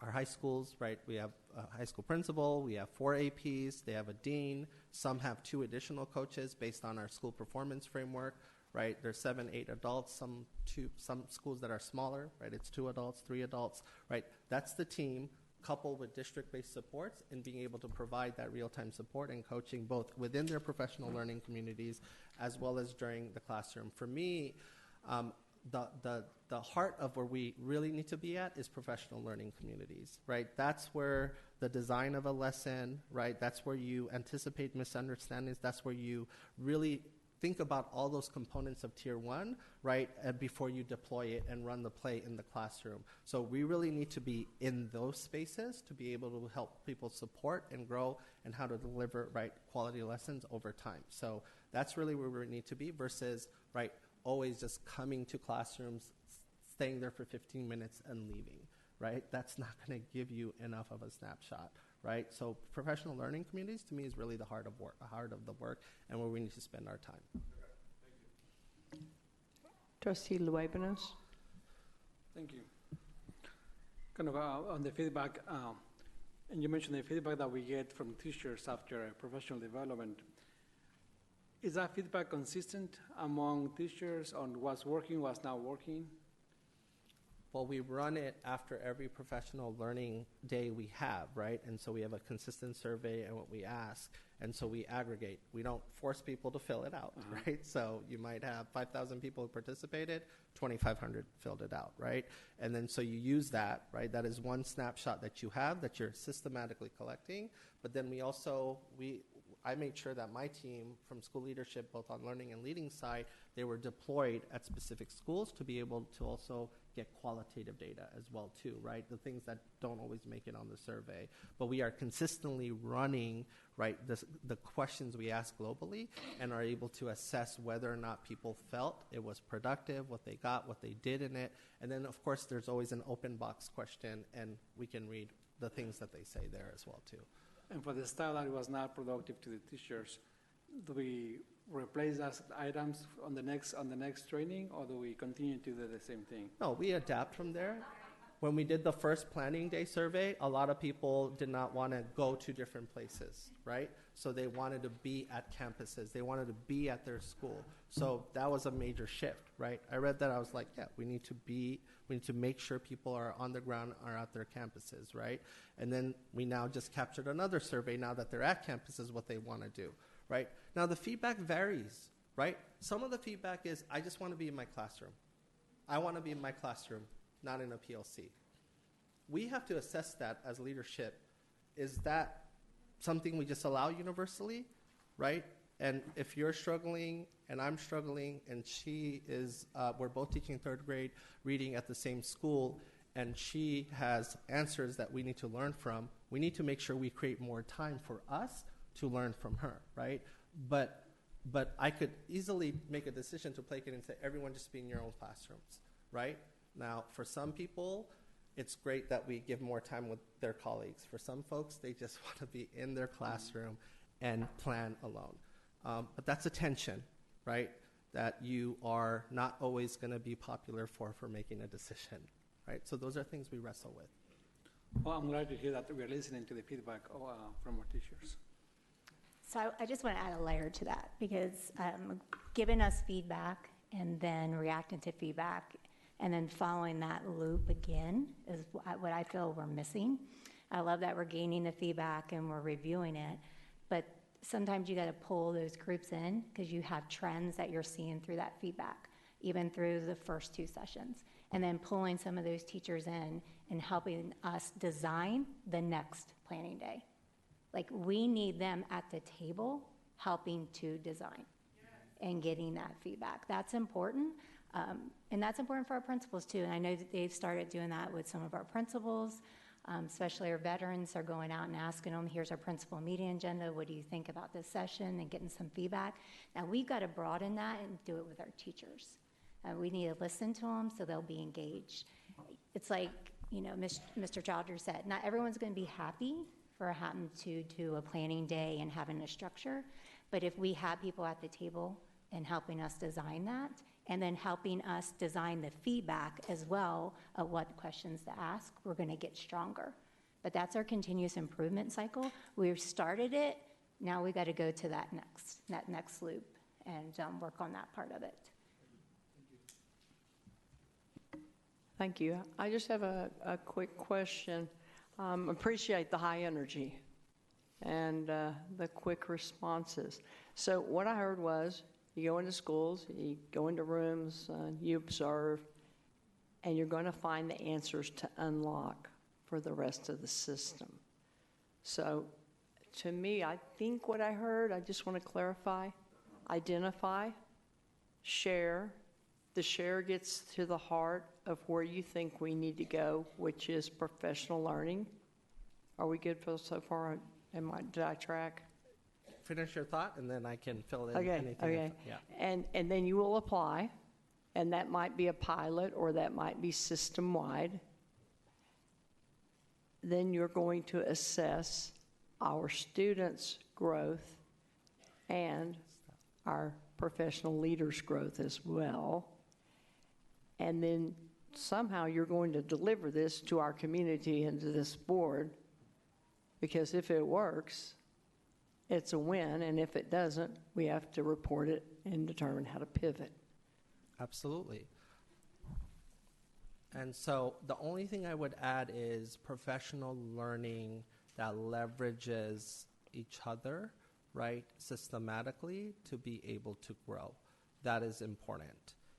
And ensuring that we staff our schools with high needs in more equitable ways, with ensuring that they have the resources they need and the supports, and not universally treating every formula in the same way, which is right now it's like you hit a threshold, right? 700 students, 500 students, you get or you don't get. But then students come in at the middle of the year, right? Students come in later, right? Being able to look beyond just black and white formulas, right? But also having student need dictate allocations as well. Right now, we do some of that with the SPF, the School Performance Framework. We give schools an extra coach. We've done that. During leveling, we always have to level. That's always going to be a challenge, right? We skip, right? We say, like, if we removed, right, a teacher or we increase sizes there or collapse, right, it could impact the school, right? The school is now in a multi-year F school. Yeah, the class sizes are smaller, but if you level that classroom at this critical point in time, you can throw off the trajectory that they have had. So I would say it's everything you said, also ensuring that we are resourcing our schools in better and smarter ways as well. So what I'm hearing you say is 100 students on campus A could be 200 students in 100 bodies on campus B, because the needs are higher. Yep, or 100 campus is on campus A and campus B. That generates one teacher, right? Just simple formula, just making it up here. But campus A's 100 students is very different than the 100 students as well, right? I was at Western Hills Elementary. They have to door knock to make sure that ADA at that campus is 90+ percentage point to make sure, one, we have the funding in our system, but so kids just show up to school, right? And I know you guys know this, but it just was a very unique campus, and the formula is very different and needs to be very different, similar to the other campus we spoke about, yeah. Okay. Thank you, and thank you for a great presentation. Dr. Molinar, any comments? No. Okay. Thank you all trustees for your questions, and at this time we will call the public meeting to order for the district's 2023 Financial Accountability Rating School First public hearing. Dr. Molinar, I would love to turn it over to you. And Trustee Martinez is back with us. Okay. All right, thank you, Trustee Jackson. We have our CFO who's going to do our public hearing, so I'm going to go ahead and turn it over to her. Yes, just one second.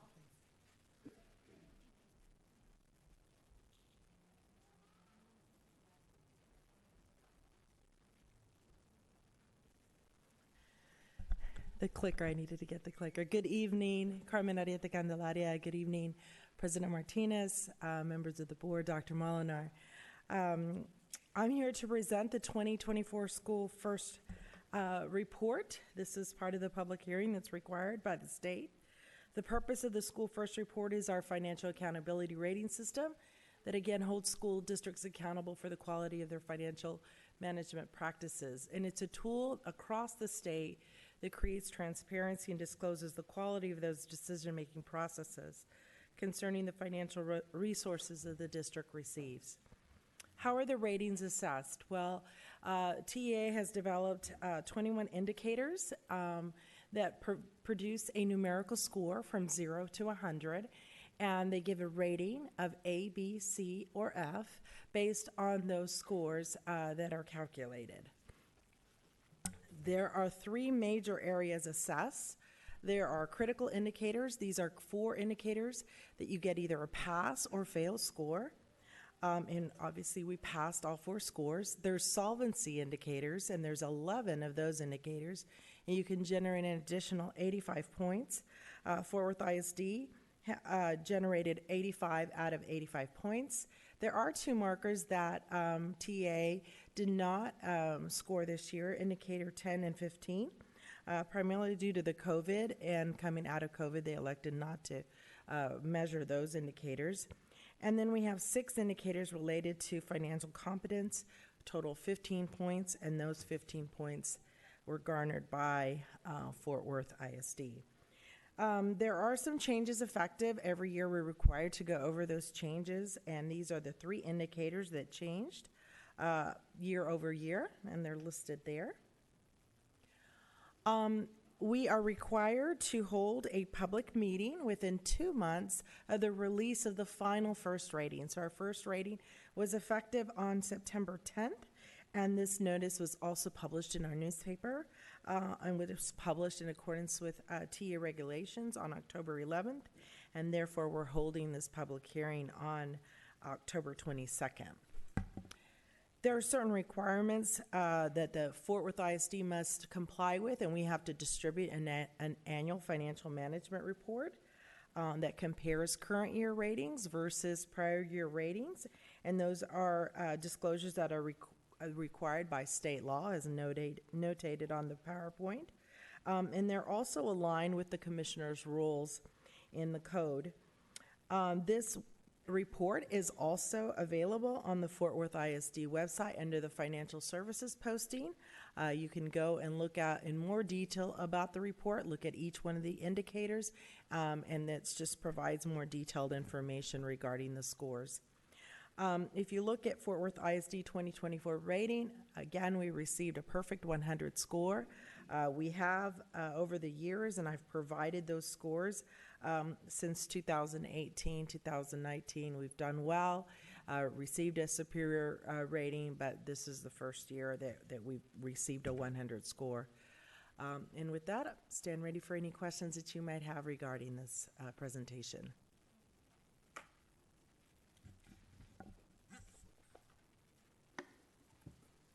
Trustee Lynch. I just want to make a comment. Congratulations. Appreciate all the work your team does, so thank you. Thank you so much. Any other questions?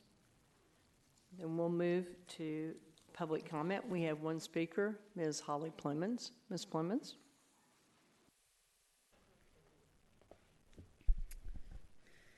Holly Plemons, mom of 3, taxpayer in Fort Worth ISD.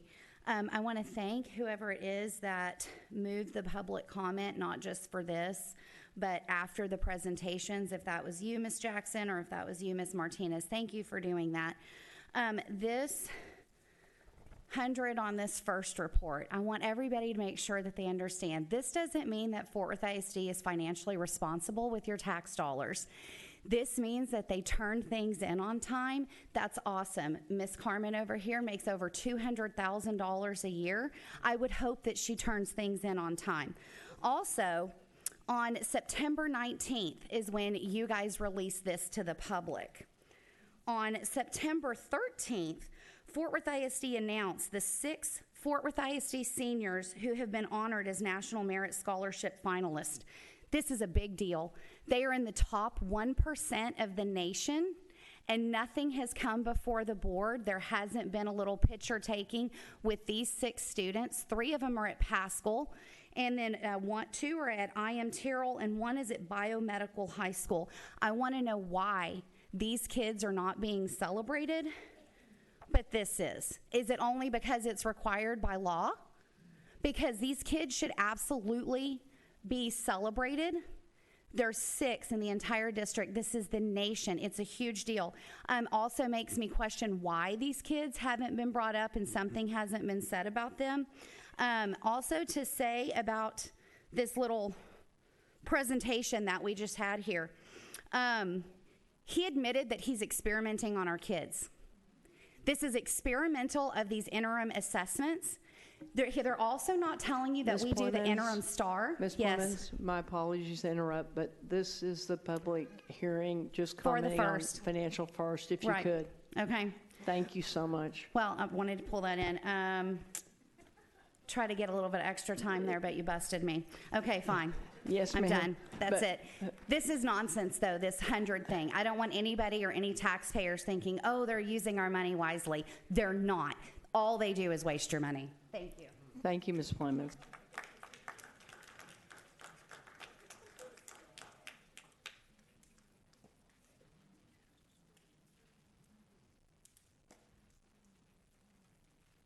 At this time, we will close the public hearing, and we will move to reports.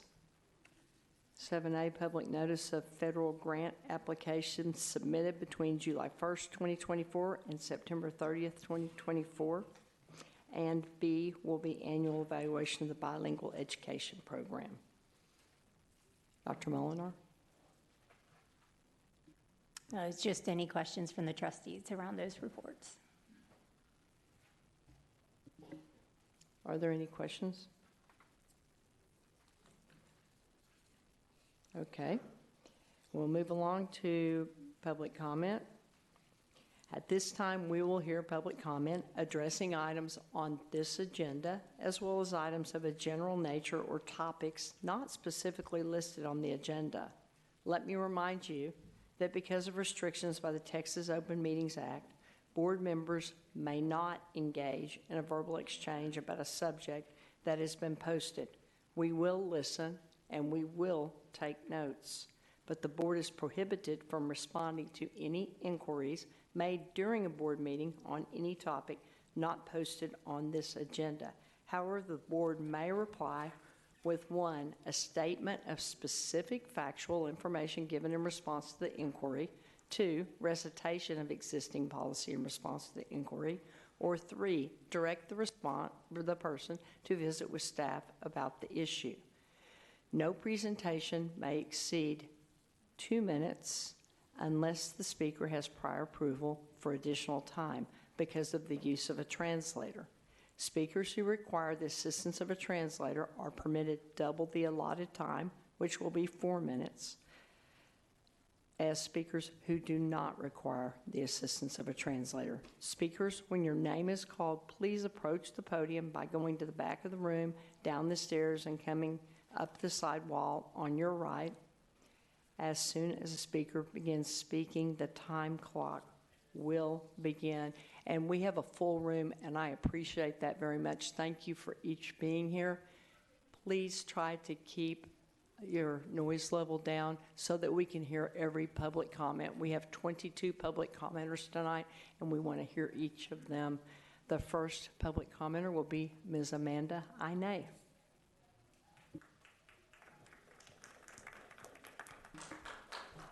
She will be followed by Dusty Wood.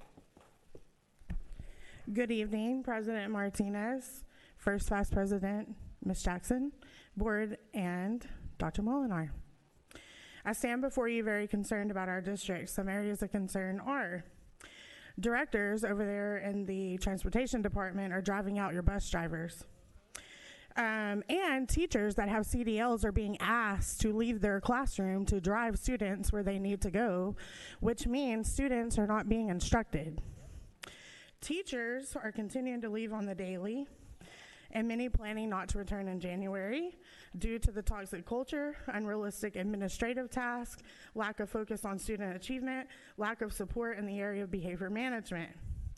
Just this past week, teachers had a planning day, and they were forced to sit in a room and do administrative tasks while executive directors watched them, and they acted like they couldn't be trusted as professionals. This is unacceptable. Principals, APs are also leaving due to deputy and associate superintendents, executive directors, some hired by Ramsey, and some that are homegrown who participate in the running off of these phenomenal educators. I have a lot tonight. I'm trying to hurry. The SPED department is falling apart. Inclusion teachers now have 45 to 60 plus students on their caseload. One of your schools are 74,000 minutes behind on reaching special education minutes for children because they're being pulled to sub. There's a major clean out that needs to happen of unnecessary and toxic administration in this district. We need less device use, and we need a combination of intensive phonemic, phonetic instruction coupled with the science of reading. And it looks like I'll be back next week because I have many more suggestions, or next month, or whenever the next meeting is. Thank you.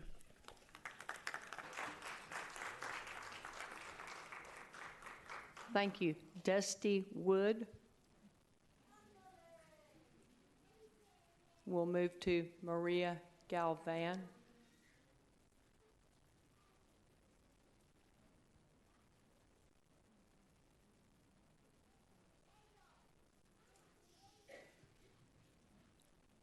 If those two individuals are here, are they coming down?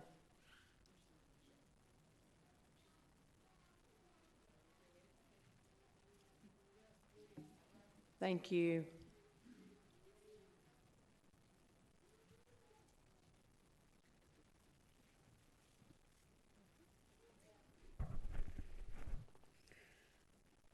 Buenas noches. Mi nombre es María Galván. Hoy vengo a dar las gracias al FortWorth por el apoyo para financiar un programa que es de mucha utilidad para los padres de familia que, como yo, nos interesa garantizar el éxito académico de nuestros hijos. Good afternoon. My name is Maria Galvan. I come to thank FortWorth ISD for the support to finance a program that is very useful for the parents like me who are interested in ensuring the academic success of our children. I want to talk to you about the Family Leadership Institute. Home is where success begins. They teach us that we have many things in common with our people.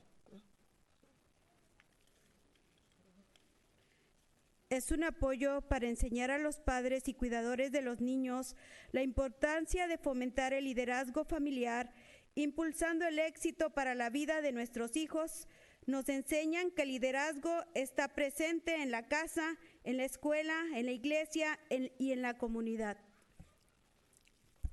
It is a support to teach parents and caregivers of children the importance of fostering families, leaderships, encouraging success for the lives of our children. They teach us that leadership is present at home, at school, at church, and in the community. Un líder hace líderes y nos recuerda nuestros sueños y el sueño de nuestros hijos. No hay límites para soñar. Nos dan la herramienta haciendo presentaciones informativas, por ejemplo, prevención del uso de drogas, invitando al departamento de policía, fomentan la lectura haciendo presentaciones de las bibliotecas públicas y sus diferentes recursos. A leader makes leadership. They remind us of our dreams by the fate of our children. There are no blind people to dream. They give us tools by making informative presentations, how to prevent drugs use by inviting the police department, promotes literacy, making presentations about public libraries and their different resources. Visitas al TCC y presentaciones de la Universidad de Texas en Arlington nos enseñan la importancia de los valores, el respeto, la honestidad, la amistad y la responsabilidad. Nos enseñan estrategias de comunicación y nos recuerdan nuestra etnicidad y nuestras culturas. Nos enseñan a manejar nuestros ingresos enfocados en la universidad. Una herencia educativa es un regalo para toda la vida. Visits to TCC and presentations of the University of Texas in Arlington, they teach us the importance of the values of respect, honesty, friendship, and responsibility. They teach us communication strategies. They remind us of our ethnicity and our culture. They teach us how to manage our income with a focus on college and educational legacy, and is a gift for life. El Instituto de Liderazgo Familiar es muy bueno para todos los padres. Hago un paréntesis. Yo vengo representando a los padres de la escuela Carter Park y World Language Institute, que son escuelas de mis hijos. Gracias a los traductores que nos representan, nos regalan snack, material, hay childcare, está la presentadora y todo el personal es muy amable y estos programas deberían... Sorry. Thank you. Thank you, Ms. Galvan. Elijah Ballesteros, followed by Caroline James, who will be followed by Scott Blanco Davis, who is already in the back.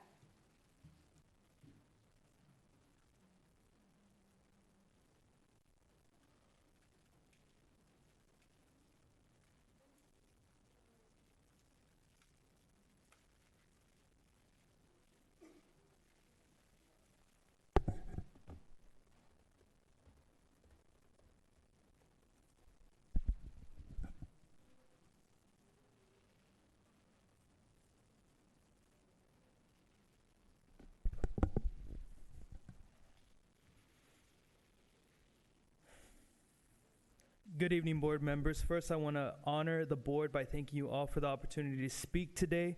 I'm here in support of the Emergent Bilingual Department. My name is Elijah Ballesteros. I'm a former K-12 Fort Worth ISD student and a current biology teacher at O.D. White High School.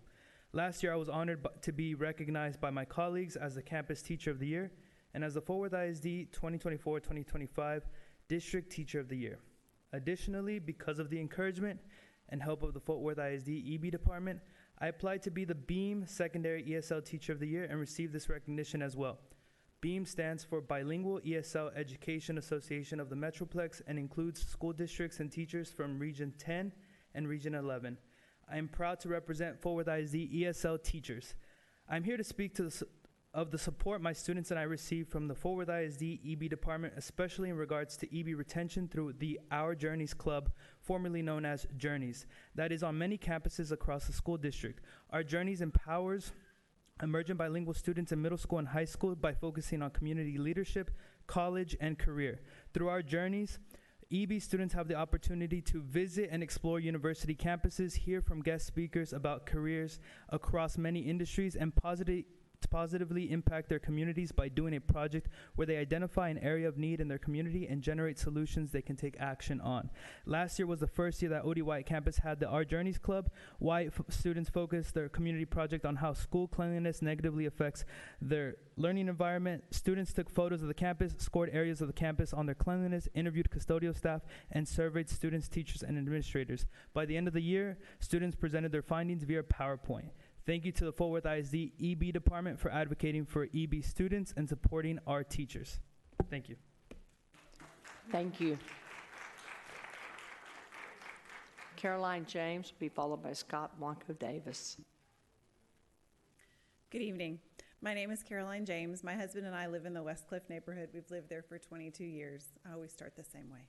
Our children are eligible to attend Fort Worth ISD schools, however they attend private schools. Their experience in Fort Worth ISD was not positive, but I know you can do better.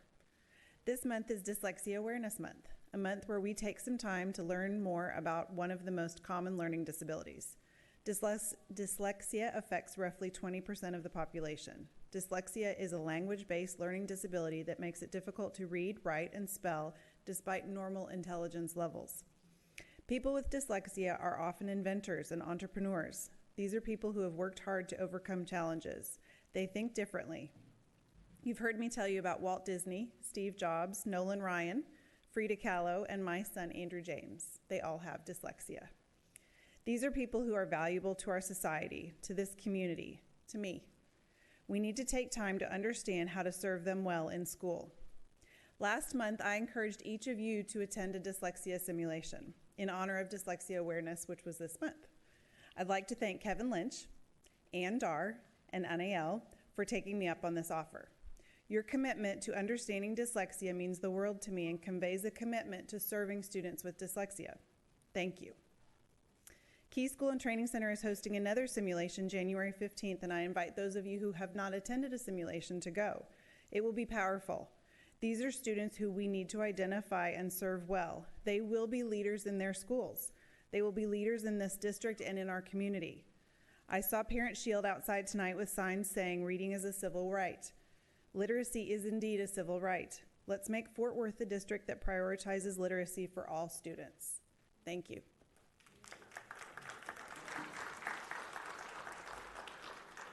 Thank you. Scott Blanco Davis. Good afternoon. First off, I want to say thank you. One of my students came up to me today and said that she'd been informed she was going to get a new permanent bus driver. And she used the bus driver who's been doing double routes first name. So as we get these new employees, we can't look at it as entry-level employees. These are the first contacts with our students, and they mean so much. So we need to keep them across the board. I have come in and talked about micromanagement. I will tell you, I saw the best example of macro management this weekend in the technology conference than I have seen in this district in a long time. The technical specialists and the building contacts were just phenomenal. It was a whole new technology that we saw, innovation. You could tell someone in administration said, you take control of this and you be proud of it, because they all were. It was an amazing logistical feat. One of the ones I have to say was beautiful to watch, and I'm already using some of the stuff I got.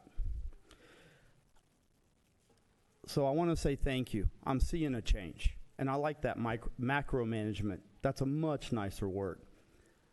I also want to talk to the planning. I'm not sure we all have the same definition of planning. As a science teacher with 32 years of doing this, I can look at a TEK, look at the verbiage, find my content, my context in about 5 to 10 minutes at the most. But it takes me about 3 hours to build all the lesson, practice it, have my team look at it, and redo it. So I think we need to look at, are we doing planning for paperwork or planning for development and building as we go forward? Y'all have a great night. Trinace Dorsey Hollins will be followed by Melanie Watson, who will be followed by Marisol Herrera. Melanie's not here. Thank you, Trinace. Marisol Herrera, you will follow Trinace Dorsey Hollins.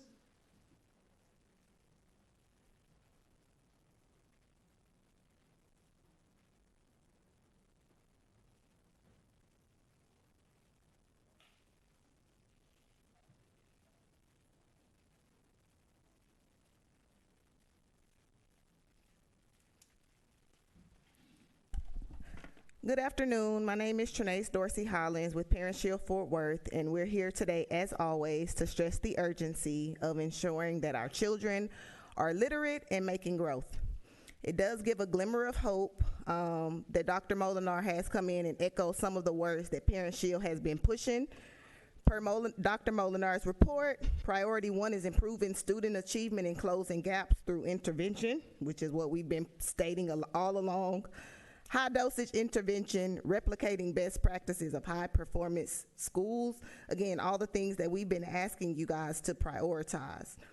I met with Dr. Molinar yesterday, and as I stated to Dr. Molinar, right now these are just words, but very interested and excited to see the actions, to see that our kids are really growing. Like, that's what we're here for. That's not gonna happen unless we can get transparent data. Dr. Molinar said that we must hold her accountable, and we definitely will. But I also just want to remind you guys on the board that it's also y'all's responsibility for whoever is sitting in that seat to also hold that person accountable. We surveyed about 150 parents these last couple of weeks. 96% of our parents stated that it is very, very critical that our superintendent prioritizes literacy. 96%. Over 90% stated that our trustees, you guys are the ones that need to also prioritize literacy. And that can only be done with parents getting transparent information. I also just want to state that as you guys identify a permanent superintendent, literacy has to be the top priority of Fort Worth ISD. We know that middle of the year MAP aligned with STAR. Just think about what growth could have been made if those results were actually shared with parents and they were doing some data nights. Also, before my couple of last seconds, also there needs to be some focus put on the bus drivers. Our kids won't get to school if we don't have bus drivers.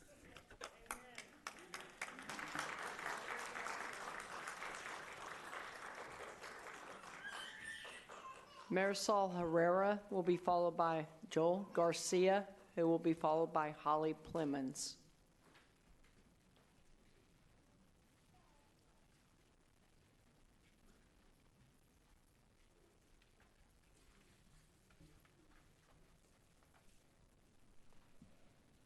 Good evening. My name is Marisol Herrera, and I am speaking to you today as the Fort Worth ISD Council of PTA's president about some concerns that our families have brought forward regarding student access to district-issued technology. Since the beginning of the school year, we have heard from families concerned about their students' lack of a working device. We brought up these concerns to the superintendent and chief technology officer during our monthly PTA virtual roundtables. But as of today, we have not received adequate answers, and the problem persists. Our council launched a survey to gather data from our stakeholders regarding these concerns. We received over 100 responses from across the district, and I have shared the results with you in print and also by email this evening. The data shows, in short, that roughly 40% of our families report inequitable access to district-issued technology. To put it bluntly, depending on which school you attend in the district, you might have received a perfectly working MacBook on the first day of school, or you might still be on a waiting list for a damaged and glitchy Chromebook. This is not okay. We have requested the following information from the district. Number one, the number of students at each Fort Worth ISD middle and high school who do not currently have a working device that they can take home to access schoolwork. And number two, the Fort Worth ISD action plan with relevant benchmarks and timelines to address gaps in student technology access. I have requested this information several times from our chief technology officer, and I am still waiting for this data. I hope that we can work together to address our families' concerns, and I look forward to our collaboration. Thank you so much.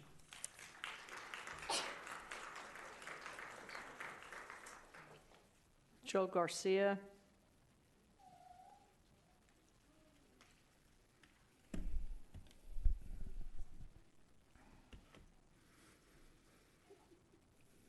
Good evening, Dr. Molinar, esteemed board members, and fellow community members. My name is Joel Garcia, and I am both a proud resident and a taxpayer here in Fort Worth ISD. Having recently relocated 5 months ago to this wonderful community, I've been incredibly impressed with the district's commitment to its emergent bilingual students. As a former emergent bilingual student myself in Dallas ISD, I have a deep understanding of all the challenges and opportunities these students face. Furthermore, my mother-in-law recently retired after dedicating more than 25 years to championing bilingual education in our schools. Now, as an active member of both the Texas Association of Bilingual Education and the Bilingual ESL Association of the Metroplex, I am dedicated to supporting these vital programs. I see that the 2024 Beam Secondary Teacher of the Year, Mr. Elijah Ballesteros, is here. Did y'all know that he beat other secondary teachers from Region 10 and 11? So that's definitely amazing. I have come to understand that the latest educational research shows all students can benefit from utilizing strategies specifically tailored from the emergent bilingual students, because all students are learning academic language and vocabulary. In short, through the district's active social media presence, I've also witnessed consistent stream of positive news and accolades, from heartwarming family engagement events and well-deserving student recognition. It's clear that Fort Worth ISD values and celebrates its diverse student body. I was particularly thrilled to learn today that Internationally Newcomer Academy achieved the remarkable distinction of being recognized as the #1 high school all in Texas for the Summies Award. Furthermore, the district's #2 ranking out of 650 Texas school districts based on the TELPAS performance and growth. This is a testament clearly to the dedication of the educators and the hard work of the students. The TELPAS is a test that emerging bilingual students take to measure the gaps and understandings of language. Thank you. Thank you. Holly Plemons will be followed by Wanda McKinney, who will be followed by Isaac Manning.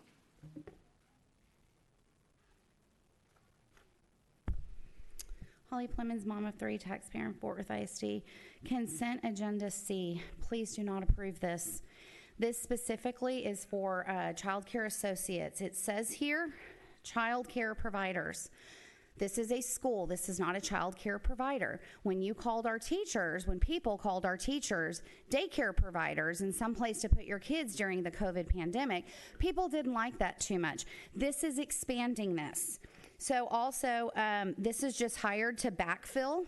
You're ignoring the data. I have presented all of you guys with the cover page of the only controlled study in the United States on pre-K. It clearly states that it does not improve outcomes. If you are in the business of improving outcomes, then you're going to ditch pre-K. It also says in here that it is for 0 through 5. That's daycare. This is not the taxpayer's responsibility. Your responsibility under the Texas Constitution, Article 7, is to provide an education for 1st through 12th. It's not even required to do kindergarten. How about we focus on that first before you go try to mess with the babies?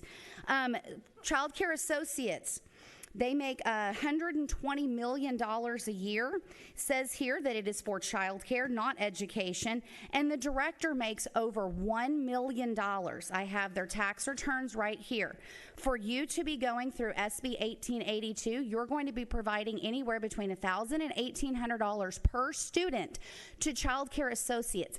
These are grifters. They do not care about improving outcomes in children, or they would be looking at the same Peabody study. You also have 2 items on here for more technology, because guess what? The Max folks, they didn't come back like I told you would. You guys pissed off $22 million. Now you're trying to do it again. Then you also have an item in here for $100,000 for Pearson. That's who does the STAR. It's more assessments. Please do not approve this. Thank you.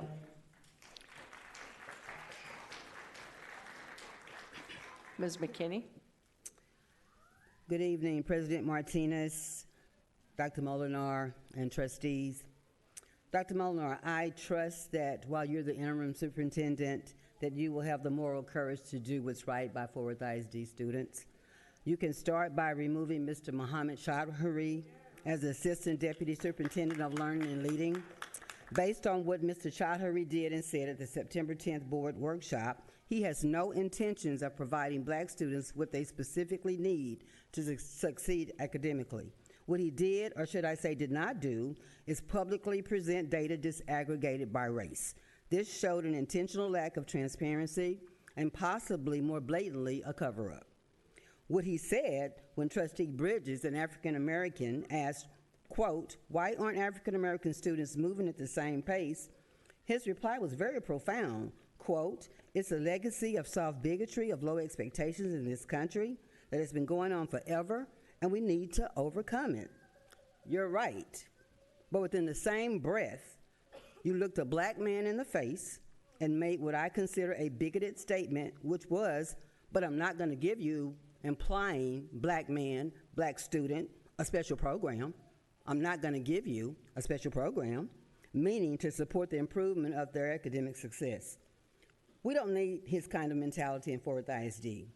The continued implication is that black students are less deserving than Hispanic or Spanish speakers because the district has spent hundreds of thousands of dollars within the last year on special bilingual curriculum and literacy interventions such as iStation in Spanish. There is an iStation program in English, which Fort Worth ISD used successfully years ago, but you won't procure it for black students, which also has huge vocabulary deficits. Please, do the right thing. Governor Wes Moore said that he wasn't performing in Maryland. He left Maryland. We don't need him here. Thank you. Isaac Manning will be followed by David Hafer.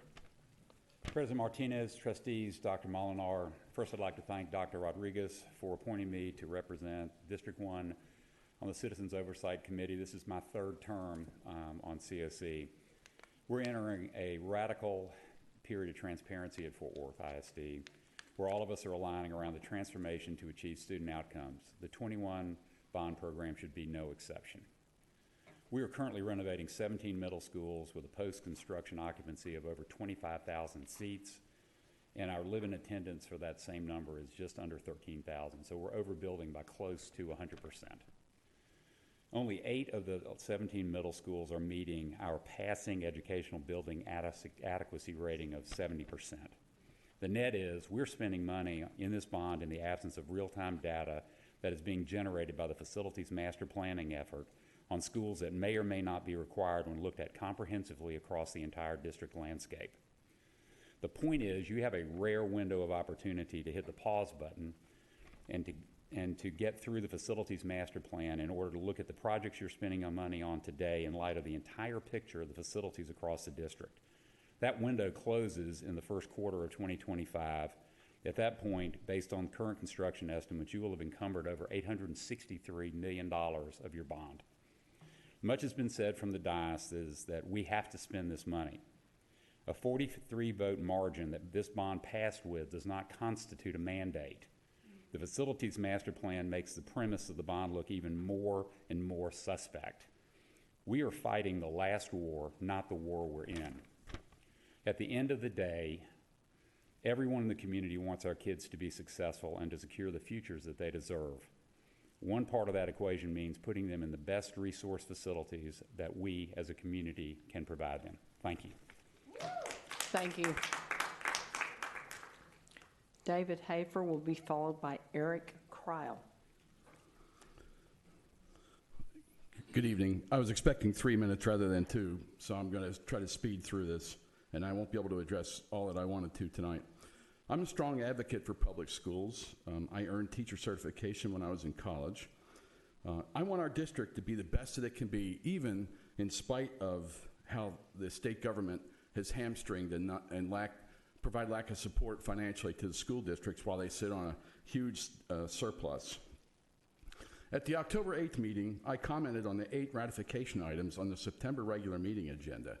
In the consent agenda for this meeting, there are 3 ratifications, items R, S, and T. I was pleased to see that Trustee Ann Dar asked for each. Why are we having to ratify these purchases? Why weren't they purchases presented to the board for approval prior to making the purchases? However, I was very disappointed in the response which was printed in the posted agenda. Quote, "These are renewals and continuation of an existing service. Delays due to length of time to get signatures on contract," end quote. I hope that the board members were provided a more detailed response than that. Item R, the quote from Tyler Technologies for nearly $608,000 was dated September 12th for support and licensing to begin October 2nd. It seems like that quote was received in time to be presented to the board on its 9/24 meeting without having to be ratified a month later. Item S, the quote from Carasoft for over $411,000 was dated September 1st for a 1-year term beginning August 1st. Item T, another quote from Carasoft was for $448,000 dated April 17th for a support subscription beginning March 8th, 2024 through March 7th of 2025. Does this seem right to you? It doesn't to me. The total for these 3 ratifications is $1.6 million. This makes me wonder if these ratifications are a symptom of a deeper problem.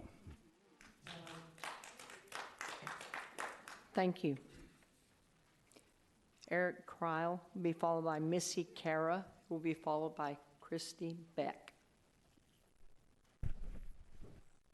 Trustees, Dr. Ballenor, good evening. I'm here to continue my comments from the last meeting about the Tarrant Appraisal District Board of Directors election. I need to get a few things on the record for you guys to consider when you allocate your votes. It's my assumption that you will seek to appoint a slate of candidates that are friendly to the school district interests. It's also my assumption that you want someone who will follow the Texas Property Tax Code. Lastly, I assume that you want to appoint people who have a genuine interest in addressing the actual problems of the district. I've invested much of my time going around the county to discuss my vision for the appraisal district with the entities, time I could be spending at home with my family. If dedication to this position is something important to this board, I believe I've shown that I am dedicated to being part of the solution. Now to talk about the recent actions of the appraisal district.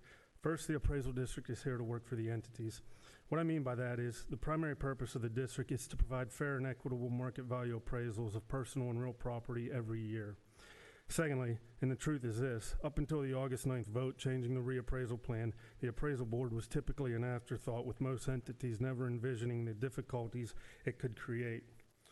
For the record, I do not support the actions taken to freeze the market values for 2 years and to limit the market value assessments to increases of no more than 5%. It has always been my contention, going back to this past May election, these actions should fall under the legislature's purview. The property tax code, as stated, requires a fair and equitable market value appraisal every January 1st. Regarding the every 2-year reappraisal plan, the tax code does allow for this provision. However, it should have never been implemented until all the entities had an opportunity to provide feedback on how this change would affect them. The appraisal board should have taken the time to slow down and listen to the district's concerns and treat them like the partner they are. I believe that if you appoint board members that understand the challenges the district faces, then not only will the tax entities be better off, but your constituents will be better off as well. That is why I developed my 5-point plan for the district's problems, and you can find it in my TAD biography. I do not believe helping one group must come at the expense of another group. Thank you for your time.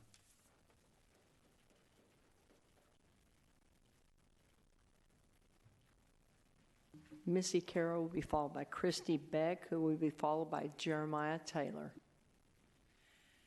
In September, I shared concerns about getting a parent's consent for students to receive in-person and telehealth services from Goodside Health on campus, and I asked you to personally review all Fort Worth ISD consent forms, policies, and contracts before signing their cooperative agreement.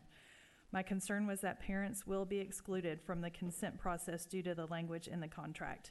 If you'll read it, you'll see that on page 2, section 3, it states, for telehealth, students or their parents or guardians must complete the required consent form before receipt of services. And for in-person, Fort Worth ISD agrees to partner with the company to ensure that students or staff who have consented to the program are available to receive services. This sounds problematic to me. I also gave you the CDC's whole school, whole child, whole community model, which Fort Worth ISD utilizes as guidance for student health, and asked you to raise your hand when you located the word parent on the graphic. None of you were able to raise your hand because the word parent isn't on it. For those who don't know, this graphic has a student in the center of a circle surrounded by 10 components that connect a student's health to their academic achievement as follows in order: PE and physical activity, nutrition, environment and services, health education, social and emotional climate, physical environment, health services, counseling, psychological and social services, employee wellness, community involvement, and family engagement, with least importance listed dead last. I ask you tonight to rescind that vote and carefully review the consent forms, policies, and contracts before entering into an agreement with Goodside, because this is a slippery slope. It's time to decide whether you believe that a child belongs to their parents or if a child belongs to the government. Because with this contract and each additional one, like the new neighborhood pre-K public-private partnership that's on your agenda tonight, you are continuing on a dangerous trend of asserting community schools into the role as the primary source of all needs for a child, to the exclusion of parents. Thank you. Christy Beck will be followed by Jeremiah Taylor. Hi, good evening, Board. I'd like to address consent agenda item C, approve the pre-K hub partner. The district would be entering into a public-private partnership with Child Care Associates and their soon-to-be-created daughter organization, Neighborhood Pre-K. So the Fort Worth ISD, a locally controlled elected board, will give control and oversight to an unelected board made up of people representing a variety of private organizations who all stand to gain financially from this partnership. So the plan would be to use public taxpayer funds to pay for this. So public funds will go into the hands of private organizations. The district can then promote free childcare for children 0 to 3. So imagine for a moment a child who attends from 0 to 18 years in this district, and that leaves the question, who actually is raising the children? Where are the parents in all of this? All of this is under the guise of closing achievement gaps. We do not need to be entering into public-private partnerships. And I also agree with the previous speaker. We do not need to be entering into any agreement where a child may be able to access telehealth visits or any medical visits while on campus at a public school. That is outside of the bounds of a school district. You are to educate, not to medicate, and then not to have them at 0 to 5 years old as well. Thank you. Thank you. Jeremiah Taylor will be followed by Melinda Akowski. Hello, Board. My name is Brother Jeremiah Taylor, and I go to Young Men's Leadership Academy in FWISD. Let's cut to the chase. I can't quite remember what board meeting it was, but I remember y'all saying y'all were going to make bus transportation easier for parents who can't drop their kids off at school. Well, then explain to me how me and my classmates are always 75 minutes late to school 2 to 3 days a week, even to the point where I miss my PSAT, my first time missing a major test. So go ahead and write down, take more care of bus drivers. And please tell me why a lot of good teachers are leaving. Well, let me answer that question for you. It's because y'all want to pile so much work on them to the point where they probably don't feel present even at their own home. And y'all get on to them whenever they do something slightly out of pocket. But I don't see y'all taking care of 20 different kids with 20 different attitudes a day. And about food, why are we running out of food for schools? For example, most of my friends from JP Elder went to school just to get some food in their mouths. Even today, my school ran out of burger buns, so they had to use loaves of bread that you make PB&J with as the buns. And even if we have food, it looks like a science experiment gone wrong. One time, I had a chicken drumstick as hard as a hammer. At that point, it's not even a chicken drumstick. It's just a drumstick. Don't take this offensively, but y'all need to get y'all stuff straight.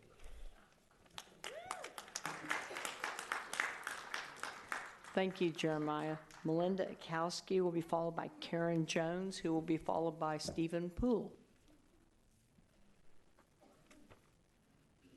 Good evening. I'm speaking on consent agenda item M, approve second reading of revisions to board policies EFA and EFB. So these are obviously on the books and how we can challenge the books. I appreciate, and also of approving what the process is of approving those. I appreciate that you have placed language into the proposed policies that prohibit the approval of any library resources containing obscene material, as this would be a violation of Penal Code 4324 and Penal Code 4321. So with the adoption of these policies, I understand that to mean that I should be able to read in front of this board any book that is currently available for checkout without concern of being shut down from public comments and or escorted out of this meeting, as has been done to many speakers in the past. As this penal code is nothing new, you've got it placed in this policy. So I would just remind you that if we're reading it here, and you're not considering it obscene in the library, but you're considering obscene here, that's a bit hypocritical. So we want to make sure that we're looking at the content in these books, and if I can't read it here, they can't read it there. Second point that I would make on that agenda item is throughout that entire policy and the language, it states in here that I, as a taxpayer and a voter in Fort Worth ISD, cannot present any challenges to any books because I'm not a district employee and I'm not a parent or a guardian of a district student. But I would submit to you that I am a taxpayer and that my tax dollars, all of those tax dollars that everyone's talking about that you're spending, is coming from me also. I have every right to be heard and challenge any resource that is being purchased with my money. So I would submit to you that I would ask you to not approve this policy as written and include taxpayers in that. Thank you. Karen Jones. Stephen Poole will be followed by Maria Barranco, who will receive 4 minutes. I received 4 minutes? No. Good no, evening. but that was a good try, but I busted you too, huh? You and Ms. Clemens get to sit together for the rest of the night. Reset my time, Ms. Jackson. Ms. Jackson, members of the board, President Martinez, and Superintendent Molinar, it's really good seeing you up there. Thank you for the opportunity to speak tonight. I'm speaking about consent agenda item 12J, the class size waivers. There's 188 waivers. There's 4,714 students in those 188 classrooms that are oversized. And Mr. Bridges, Wallace, I heard your questions and the urgency in it. You didn't receive urgent answers. You received an answer that has plagued this district for a long time. I can't speak about what happened in the past, but I can tell you what we're planning for the future, not what we're doing right now. And the answer to Trustee Dar was laughable. These classrooms will receive support by visits weekly from someone in the ESL department. That's not telling us exactly what we're doing to help these teachers and those 4,714 students in these 188 classrooms right now. And that's what we need answers for. We can talk about what we plan in the future, and that's great. Let's talk about what we're going to do in the future in the long term. But what are we doing right now in the short term? And that's where you're getting no answers. And you also talked about teacher planning. You did make a decision in budgets, the board, maybe not you specifically, but the board made decisions on the budget years ago. You bought time for secondary teachers.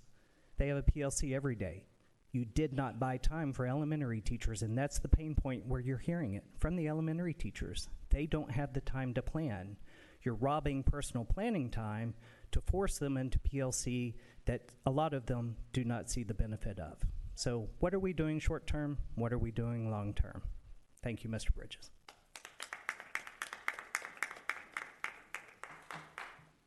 Last speaker is Maria Barranco. I'm being waved that she is not here. Thank you. Okay, we'll move on to interim superintendent reports. Priority 1, improve student achievement and close achievement gap, House Bill 3 goals. Dr. Molinar.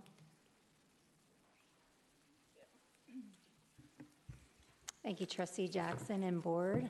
I'm very excited to have my first presentation. I would like to share with everyone here this evening, as well as everyone who's listening at home, that every board meeting I will be presenting to you an update, always priority 1, and then other priorities that have updates and action steps to it. So you will see this every board meeting that we have in the future. So what's important to me is transparency, because I believe if we're transparent about our data, then we have to address that data. So you're going to see on our, hold on once, I'm used to standing up and presenting as well. That's the teacher in me, so this is awkward. So we are going to be going back to HB3 goals when we present. Those are required. House Bill 3 is required by the state that every district not only reports on HB3 goals, but we monitor those goals. So you're going to be seeing all of our data presented around those HB3 goals, which also include our student achievement. Some of you have seen this before, that I rolled out after I was named interim that evening and the next day in a statement. Our priority one is around improved student achievement and close the achievement gap. Please take note of that action, the first bullet, where it says targeted interventions. I do believe in Tier 1 instruction. I believe in our teachers to deliver that Tier 1 instruction, but more importantly, I know our students need more, and that includes targeted interventions. So that will be happening on our campuses and throughout this district, which I'll share in more detail. Also, you have high dosage tutoring outlined in that through those interventions. Data-driven decisions on the bullet, the second bullet. Those will be taken place through a very transparent, through our formative assessments as well as our summative assessments that you'll see a glimpse of tonight, and then moving forward for each board meeting. So this is our STAR data from the 23-24 school year. I know we have presented our STAR data to you. However, we did not present it in this type of a format under our House Bill 3 goals. You'll notice at the bottom that you'll have our student groups. I want to be very transparent. This is where we ended last year. You'll see for meets grade level or above, we were only at 32% for the end of the school year.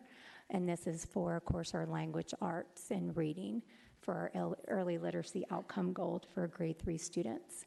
When you look at our student groups, going forward, you will see all of our data presented, as I say, with our student groups and their data. So this is a review, I know, but I'm leading up to our action steps for priority 1. Your next slide, you're going to see this is our math data. We have our student groups also displayed there where we ended our 23-24 school year. And these are our math groups that were tested in English. And then our House Bill 3 goal, our last one, is our CCMR student outcomes, where we were at 81%. Here is our student groups. And remember, just our CCMR data is usually our lagging data. You don't see targets for the 24-25 school year. That's our targets will be set with the current board and with me as interim superintendent. However, until those targets are public and they are completed, you still will see the data presented in this form or fashion. Before I hit the next slide, I do want to preview it and share that what you're going to see on the next slide is progress monitoring. I want to show how map data that we use for our BOI, beginning of the year, middle of the year, and our end of the year, how it is a true predictor for STAR results, and how we knew middle of the year from our map data where we were going to conclude for STAR. So on the first bar, you see map data, and this is our 23-24 map data, middle of the year. That means our students took that assessment December, January, in that window for middle of the year. And on the bottom row, you're going to see how we finished the year with STAR. You can see the red bars did not meet grade level for grades 3 through 8 in reading. So in the middle of the year, we already knew we were at 40% did not meet. Middle of the year map, 40% we knew did not meet. We ended the year at 42%, did not meet. When you look at meets grade level, you have 28%, 27, 20, 20, 12, 11. Map data is a true predictor of where we will end up with STAR. So we have those predictors, we must intervene, and you have to do something differently. You'll see here just there is a NWEA linking study, so if anyone wants to go and read the study, and from, I'm not a math geek, but for the math geeks, it does not equal to 100% because I did round up numbers. So just want to make that transparent. Here is your math, 3 through 8. Middle of the year, 48% for MAP. And we ended at 48%, did not meet. We know where our students were. We knew where we were going to end up. 34% for meets, approaches, and then masters. Here's your Algebra 1 scores. Same pattern, middle of the year, Algebra 1. Almost identical of where our final outcomes were. So from January to May, we had a true predictor of our end results. So here we are right now. So this is where we're beginning. This is our BOI data, beginning of the year data for MAP. And you'll see I've broken it down by student groups, because that is what I'm telling you I will do, very transparent data, and bring to this board and to our community. We will break it down by student groups and show you exactly where our students are. You'll see our RIT score. This is where we start in 23-24 for all students, 184, and this is our grades K through 8. You know, we have our grade levels together, and this is reading. We're focusing on literacy. So I'm going to show you reports. I'm going to show you data specifically around literacy. 24-25, we just finished that BOI. We're at 185. So we are right where we were last year, beginning of the year. So we did a correlation. What would that look like for STAR right now? For end of the year, grades 3 through 8, of course, we don't test K through 2 for STAR, we would be at 30% does not meet, 28 approaches, 26 meets, and 15.6% masters. If we had a predictor at middle of the year last year, and it was identical, this is what our data is telling us right now where we're going to end up if we do not intervene for our students at this time and do something different. The next 5 slides are going to be monitoring reports in the area of reading and literacy only. The purpose is really just to show you how we will and how we can monitor our literacy. The first one I'm giving you an example of is a district monitoring report. This is really a great tool for looking at our students where they are around literacy and their foundational performances. You can see this is powerful for especially our emergent bilingual students as well as our special ed students, but all of our students. Where are they at when we talk about phonics, word recognition, listening comprehension, and picture vocabulary? We can see their levels right now and where we need to intervene with our students, especially our K through 2. Here's another district monitoring report, oral reading fluency as well as their reading level. We can drill down to every student in this district of where they're at and what their levels are. We have the ability, we have the reports, we have the data that is showing us there is a comparison to the outcomes at the end of the year. We have the information. This one is a campus report that we will be using. You'll see we're missing, of course, student data. We redacted that information. And I'm going to show you another slide in a minute that really shows if they are going to meet projected growth when we're looking at the MAP data. These reports give us our answers. There's no guessing. According to this data for beginning of the year, look at how many students would meet their projected growth, which we know translates to STAR, accountability, and it translates to achievement on grade level. We have this for every single student in our district. Here's a student report. This student report, this is a 5th grade student that we took. This is a real life 5th grade student in our district. And you'll see on this chart that this student who took the BOI this current school year is projected to meet STAR.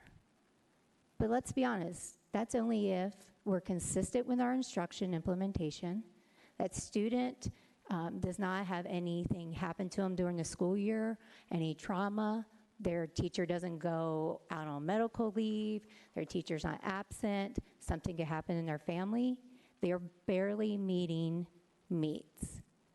So the power in this report, not only for the teacher but for the parent to know, how can we pull them up to masters? Just because they're at meets right now at the beginning of the year doesn't mean we stop. It's our job to accelerate instruction. Actually, it's not our job to accelerate instruction. It's the law to accelerate instruction for any student that is behind grade level. Here is our average RIT score. And I'm not going to go over each one, but I wanted to be transparent. Here, just like I did for literacy, I did pull them for Spanish for reading that you can see. The next one, and this would be if we took the star from our BOY, where would the correlation be? You'll see math. You're going to see double columns there under the star. The first column, of course, is our 3 through 8, and the second column under did not meet would be Algebra 1. So we separated them out to show the difference between the 3 through 8 and Algebra 1. Here's our science. So what's our next steps? We can't do everything at once, but we need to do something immediately. And what does that look like for this priority one? One, we do have interim assessments and we have benchmark monitoring.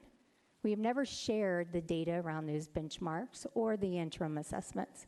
You will be seeing those along with other data that we collect, similar to our MOI with those student groups moving forward.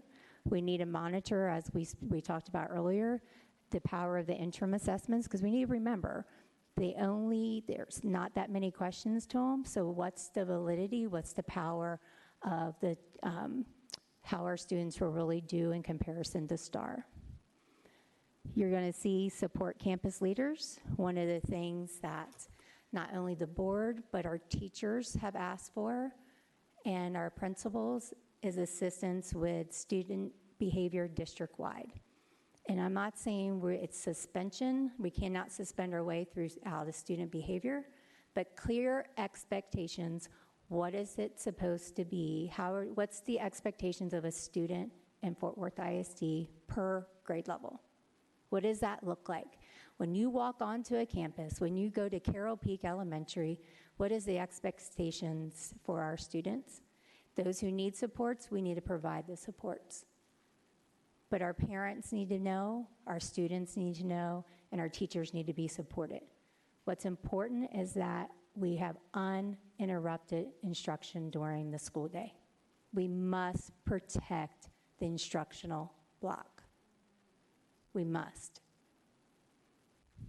So we have a principal committee group formed. I've already asked teachers to also submit. And then more importantly, our parents and our students need to be involved. We cannot create a system that does not listen to what our students need, how they feel supported, as well as our teachers. This isn't something that we can do at central office. Student messaging campaign. It's very important that our students are the ones telling the story. We can push out all kinds of media and social media platforms, but when our students are involved and our students have the voice and our students are leading, that's when our other students listen.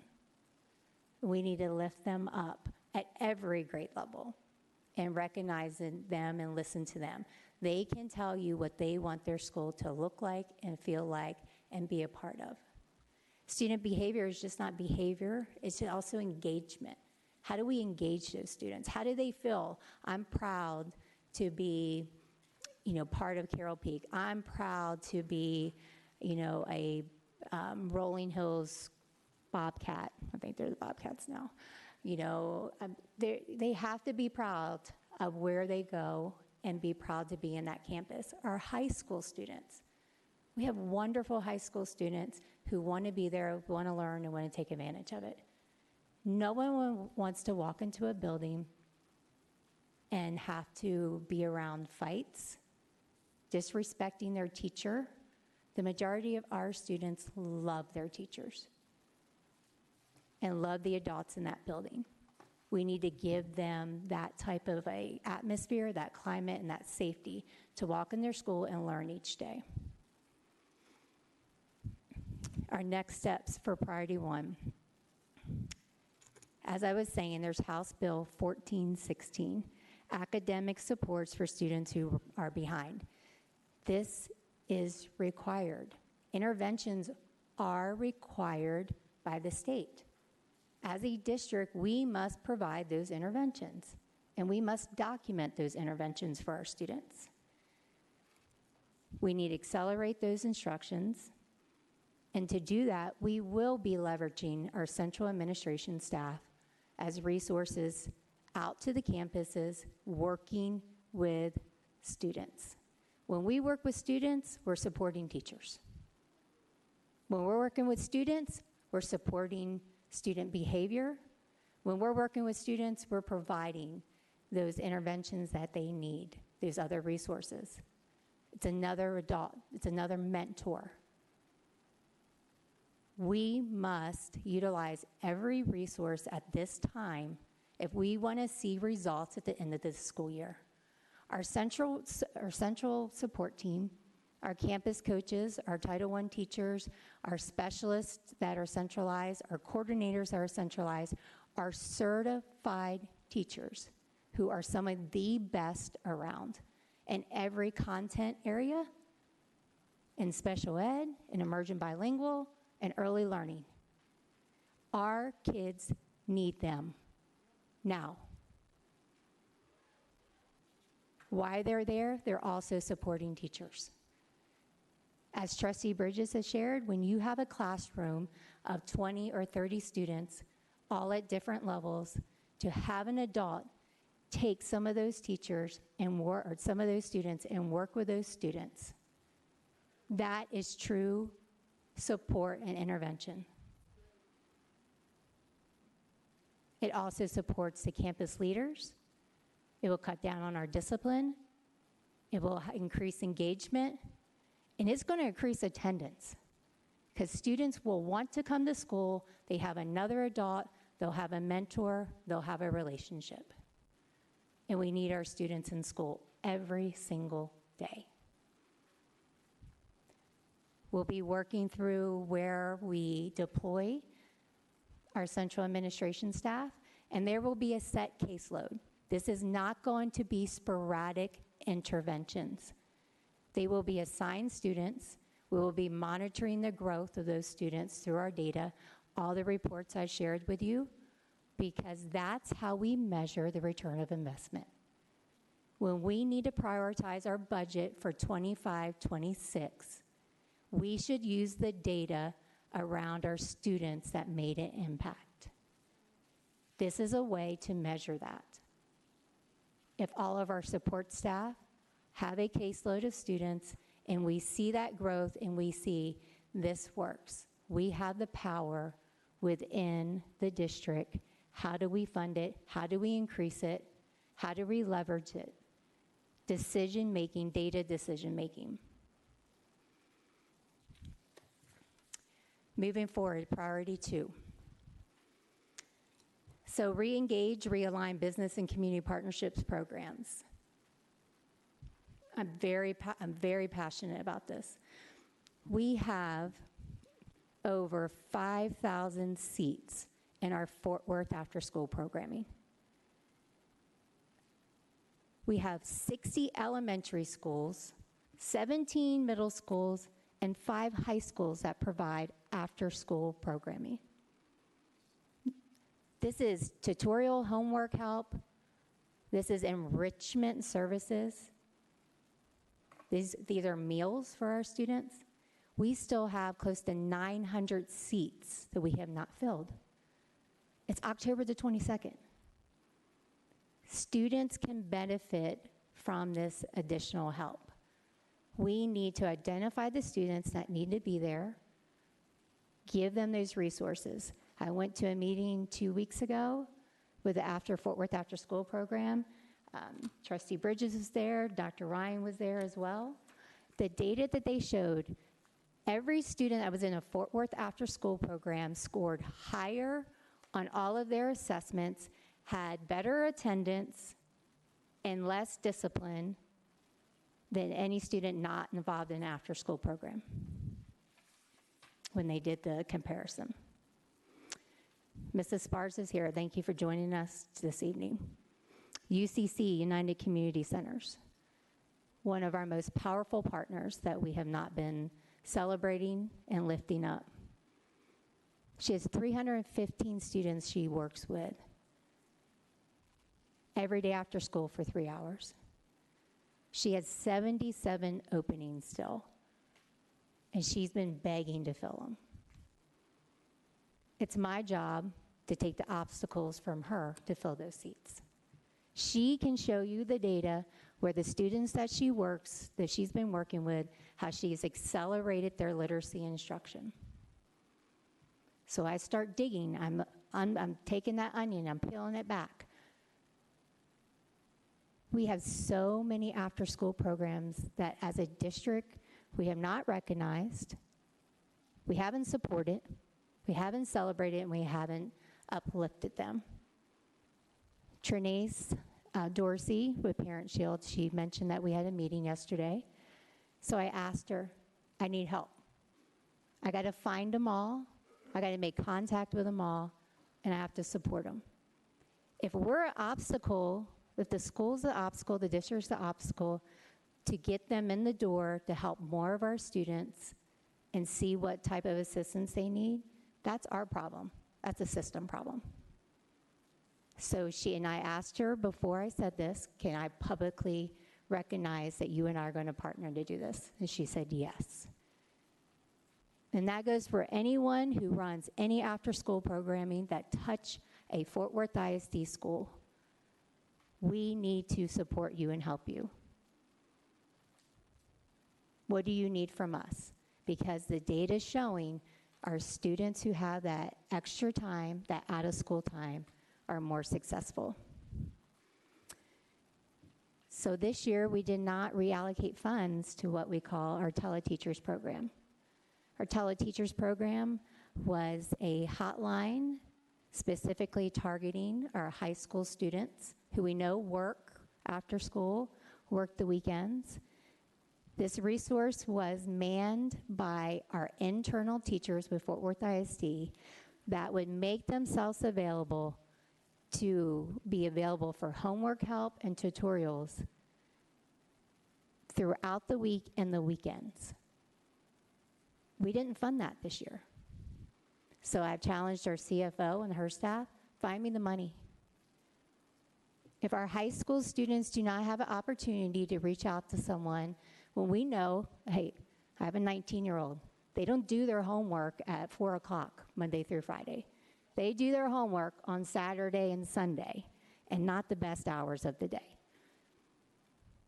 We need to provide these resources back to our students. But more importantly, we have to push them out. Who knew we had a tele-tutorial program? Okay, my regulars, my season ticket holders do. Thank you. But I need more people to know. I need parents to know. I need students to experience it, to feel comfortable to call it.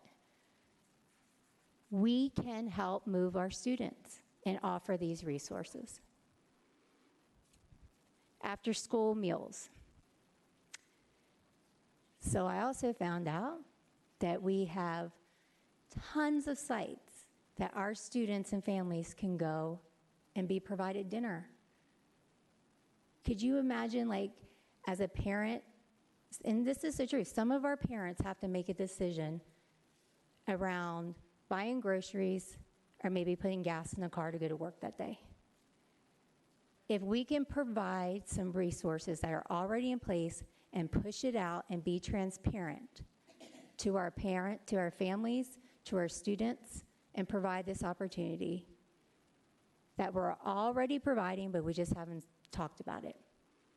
So what I've asked the communications department to do is they have created this on our webpage, and we put a QR code as well. You can pull up all the sites that offer this resource, not just for our kids, but also for our families. And some of it's from 3 years old to 18 years old. And then we have designed flyers, call-outs as well that will go out to all our targeted communities that this resource is available. Our number one priority is academics. but our students have more needs than academics. If they're going to bed hungry, they're not coming to school ready to learn. If they're not taking advantage of our free breakfast, our free lunch, and now our free dinner in many of our communities, then we need to help connect them.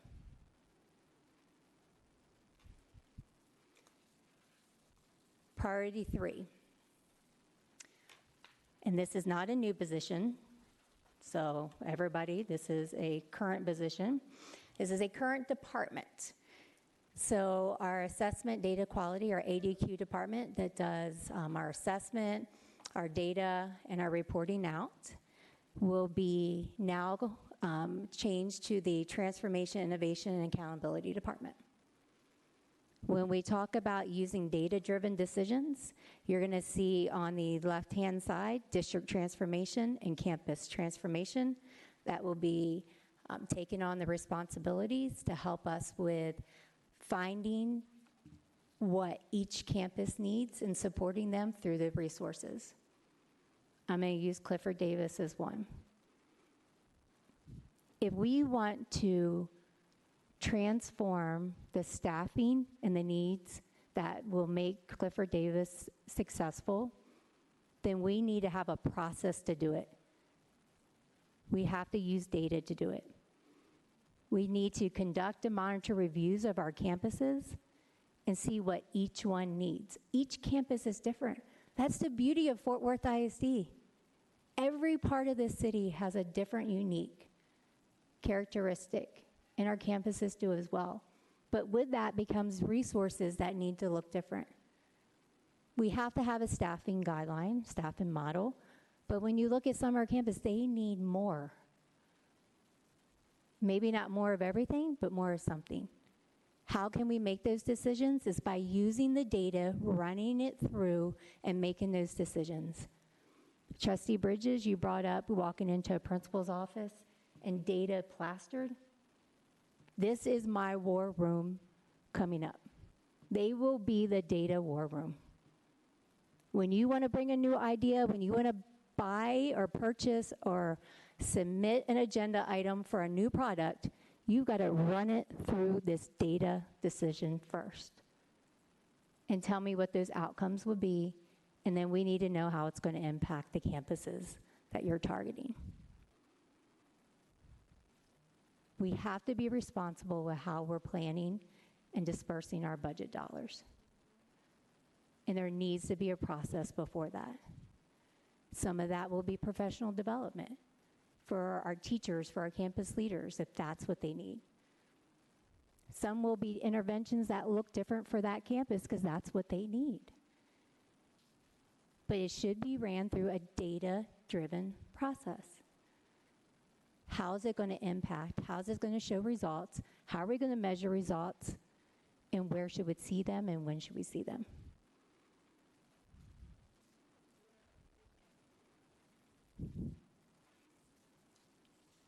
This will help us set our budget for 24-25 as well. The position for this will be posted tomorrow on our website with a new job description, because we don't have any time to waste to get ready for next year. And then some of the decision making for this year will start rolling through this department as well. It will report directly to me, and I'll be held accountable for the recommendations that come out of that department. Each month and in between, I'll communicate different action steps to show a sense of urgency and show how we're addressing priority 1 especially. As you notice, I only did priority 1, 2, and 3 tonight, because that's what's the most important to get started, because all of them impact student achievement. Every single one of them.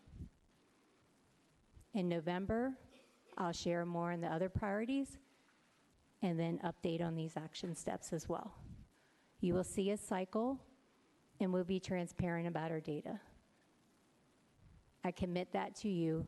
You will see our student groups. And if the data is not good, then we need to answer to it and what we're doing next. We can't hide anymore. We need to be transparent about our data. Thank you.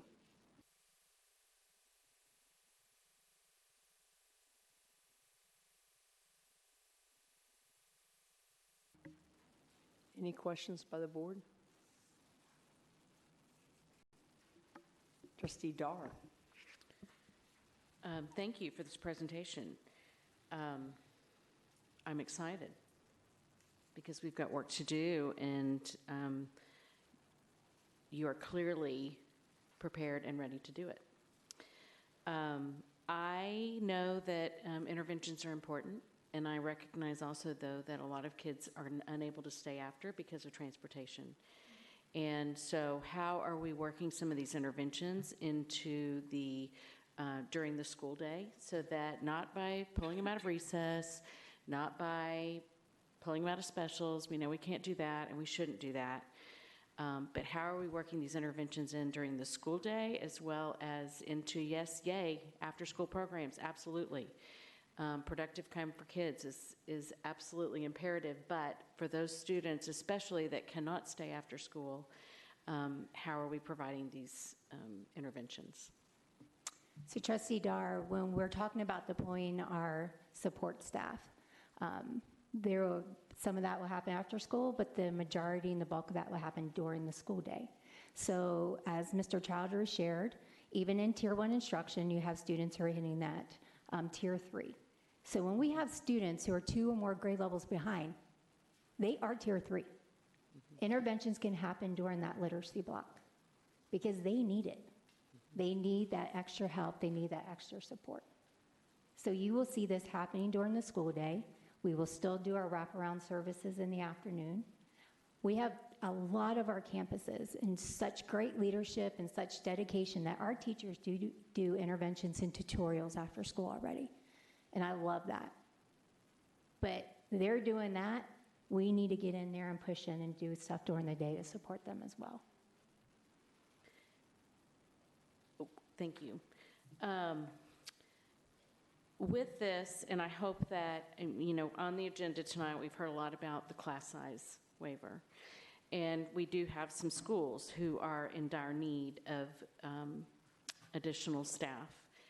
I mean, like, this is an emergency in some of these schools. And 38 students in an elementary school classroom is not okay, ever. And I know that you agree with that, but then what is the plan to ensure that there is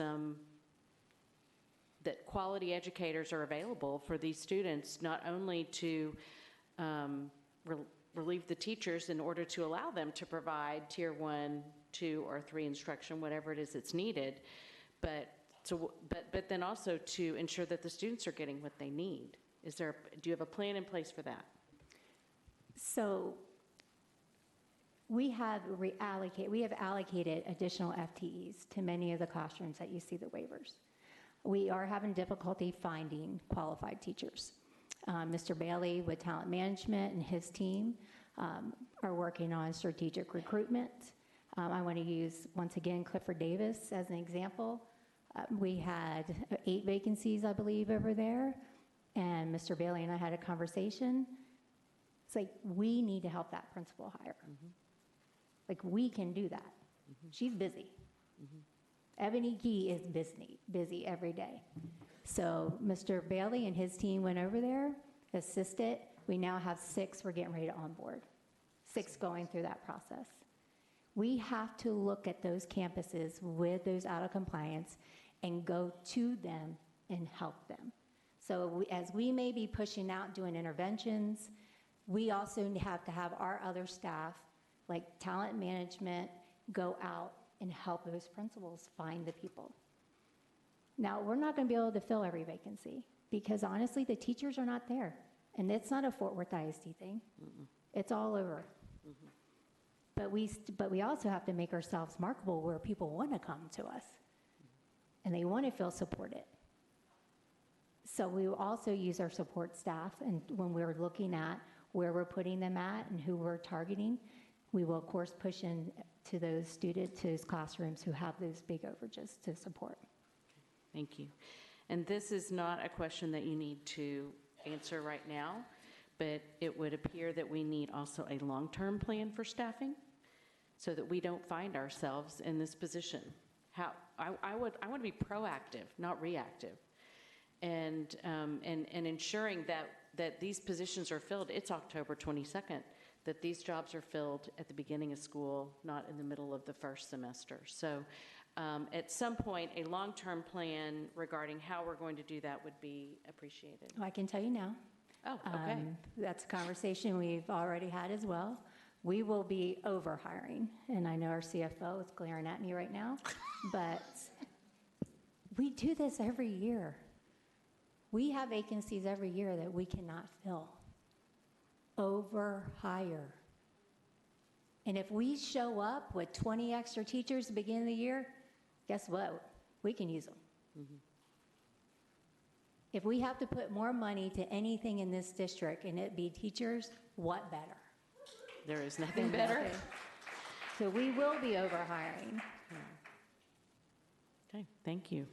I mentioned earlier today that I am one of 9, but I need you to know that you have my full support to do what needs to be done. And clearly, you are not marking time. You are ready to move forward. You are ready to move the needle. And as a trustee, I fully support you in this work. And if there's something that you need from me, I need you to let me know because I will be there to support you. Thank you. You're welcome.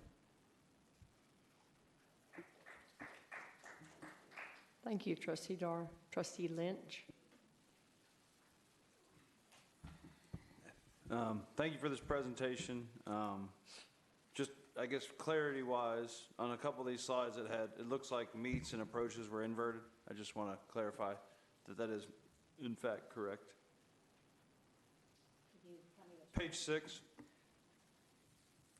It's not like I can see it up there. I don't have my glasses on, so let me look here. So Meach and were inverted. Page 6, not 5. Down at the okay. bottom, the color coding. Yes. So did not meets, approaches, and masters. Yes. Yeah, they were, I'm sorry, the numbers are correct, the labeling. Correct. Got Okay. inverted. Yes, yes. Okay. All right. And then just from my understanding, and I appreciate the way this data was presented, and it looks like the middle of year is very predictive of, what STAR end of year looked like. My curiosity is, as we get to looking at beginning of year data, predictively, we look like we're going to end up much better than we ended last year, with a very similar start. So can you speak to that? And I'm page 9, I guess, is probably the best one to start with. Well, I do believe we've made growth from beginning of the year. When you look at your RIT score, though, it's the same. So when I look at it, my wondering is then why didn't we see those results? Because I showed you middle of the year. Everybody always grows from beginning of the year to middle of the year because it's a new grade level test. Yep. But there's a stagnant. It was not, did not move forward after that. So we have to do that continuum. So it does look like when you look here that we look in a better place. But if we didn't do any, this is our beginning of the year, we didn't do any interventions, and then mid-year we didn't grow anymore. So that growth from beginning of the year to middle of the year last year showed we were going in a better place. But then we didn't. Okay, but by middle of year, based on the stuff we're looking at, we kind of knew which direction we were headed, if you're looking at the middle of year map. Yes. Okay. So I guess my But ask... we didn't, at the middle year, we only looked at RIT growth. We didn't look at the overlay of meets on STAR data. Okay. Of achievement. All right.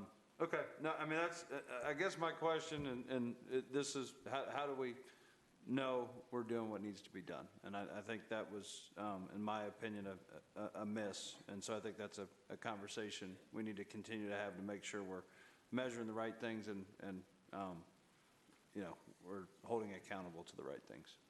And I think by looking at the different reports and just not looking at a RIC growth, when we're presenting data and showing the different reports that STAR provides, and looking at the student and then at the campus and at the district, and seeing all those different foundations move, then that's the true story. And then in each report, taking it back to our student groups, and are we moving them as well? Okay. With all of our data, not just our map. Even our interim assessments will show us where we need to intervene on whether it's curriculum, whether it's instruction, and which students are still not performing. Okay. And then my last question is around how do we know the data that we have is the integrity of it? Well, map data, you know, I believe map data, I showed this because I believe it does show us the integrity when it shows the correlation to the outcomes of the state assessment. So when we're able to do that overlay and show how the outcomes were aligned, that is showing we need to use the map data and believe in the validity of it, but then look at all of our students, the ones below grade level, on grade level, and above grade level. And that's what you saw in these reports. We pulled all students, below, on, and above, Okay. in the reporting. Yeah, and I guess my only ask around that is knowing, and I know the presentation states all students or whatever, but how do we ensure? I mean, you know, I think of, you know, all students could be, we showed you 60,000 and not 70,000 because we didn't include that. You know, I think it's just how do we prove the integrity of it? Would just be my ask to think about. Okay, we can do that. All right, appreciate it. Thank you, Trustee Lynch. Trustee Bridges? Let me say this, Dr. Mullen, I really appreciate what you said tonight. Because from a grassroots perspective, the things that you address is the comments that I hear on a daily basis. It was almost like you saw the notes of the questions that I was going to ask, and in the presentations, every question was answered.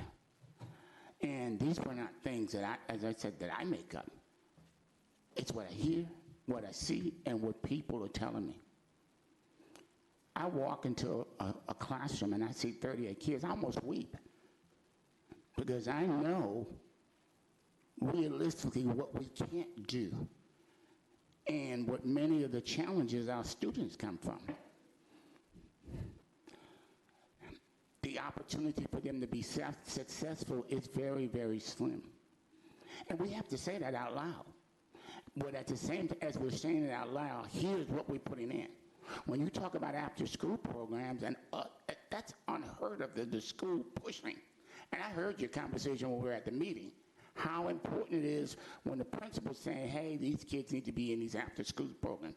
Because we know the data in terms of what happens when those students are there and how it changes their life. We are creating an environment where the school becomes a part of the community. And that just hasn't, and I'm not talking recently, that has been a challenge for years. And all of us, it requires all of us. And I came to this board, and many days I cried. And I could say that out loud. Because what I see, and when people ask me, and I'm going to say it out loud, we get in $1 billion, almost what we spend. And yet and still, so many of our students are falling through the cracks. We got to say it out loud. We got to say, from this point, all 9 of us, all of us, say no more. Not just because it's not in my district, because when that kid fails on the south side or on the north side, whatever happens if life doesn't maintain in that area, it affects this whole entire city. So I commend you in anything I can do to help support that. We've got to be realistic, and I think the public when we're honest about what the challenges are, the public will roll up their sleeves with us. Say, we can't do this alone. So I commend you. Thank you very much. Thank you, Trustee Bridges. Trustee Dr. Camille Rodriguez. Yes, thank you.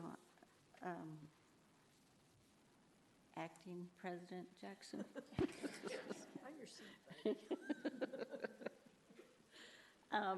I'm glad you mentioned the lot of the schools that are in Mr. Bridges' district, and we do need to address that. But I'd also like for you to focus on our special needs classrooms. We have several classrooms without a certified teacher and large class sizes. So I know I'm all for hiring new teachers, but I do not want to take money from other programs, other fine arts, athletics, all the things that makes our students whole. So I do not want to rob Peter to pay Paul, because I know our fund balance is not infinite. So I just want to be cautious. I know we need more teachers. I know everything costs money, and there's a stagnant legislature, and we're not getting any new money anytime soon. But I just want to be very conscious of our budget and not go deeper into the fund balance. Thank you, Dr. Rodriguez. Trustee Luebanos. Thank you, Trustee Jackson. On page 3 and page 4, thank you for this report, Dr. Molinar. We have the African American, Hispanic, and then the white. What can we do different to improve the scores for the African American and Hispanic? I mean, we see the white at 61%, and then we see Hispanic at 29, and then African American at 23. What can we do different to increase that percentage? Well, when we talk about interventions, and we talk about what's required by the state, and that's monitoring those interventions. We call it MTSS as well. So when we're deploying out our resources to our campuses, of course we should be targeting our African American students. When you look at the data, why would we not? We have to target them, our special ed students as well, our emerging bilingual. And I know our need is so great, we're not going to be able to intervene all of our students throughout the day, but that's when we have to utilize this data and say, like, which group is the furthest behind on these campuses, and that's our caseload. We have to accelerate them. We're required to accelerate. I'm not going to say that. I'm going to say it over and over. I'm not going to stop saying it. We are mandated to intervene for these students. We have to. That doesn't mean we're not addressing our students, our white group, or our two or more races. That doesn't mean that. But right now, if we have to intervene and do something different to our student groups that are consistently behind 2 or more grade levels. Thank you. And I would like to second what my colleague, Trustee Dar, mentioned. You have my full support to do the changes that you need to do to our staff at the beginning of the year, because we don't want to be 9 weeks into the year and having still waivers for teachers. 38 students in a classroom is not okay. I have 2 kids, and sometimes it's hard. I can only imagine 38 students. So thank you for that. So for that plan to our staff in the next, hopefully sooner than later, and you have my support to do the changes that you need to do to get our district moving forward. Thank you. Thank you, Trustee Luebanos. Trustee President, I'm sorry, I keep calling you Trustee. President Martinez is on the screen and would like to ask a question, Dr. Molinar.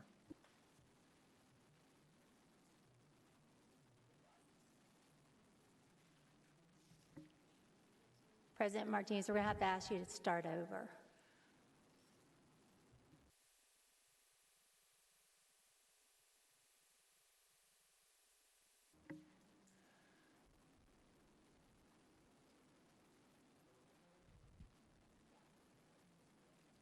Trustee Martinez, you received a lot of practice. It will be perfect the next time you speak, I promise. Give us about 1 minute.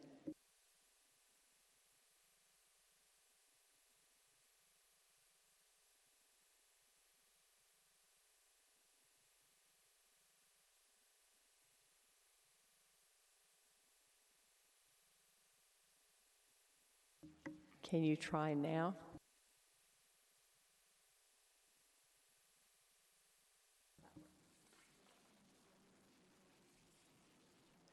Still silent, ma'am.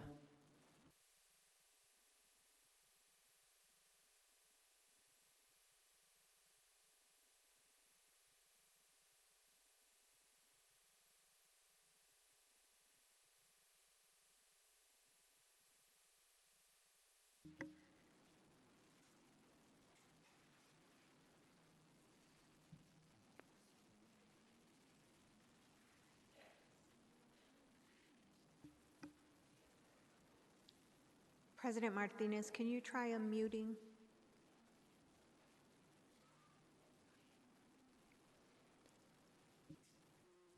Would you like to text the question? Thank you. I'm at the ready. Just so we're clear, though, at voting, we will not be able to do that. If we do any voting tonight, she will not be able to do that. Yes, ma'am. Thank you, Council.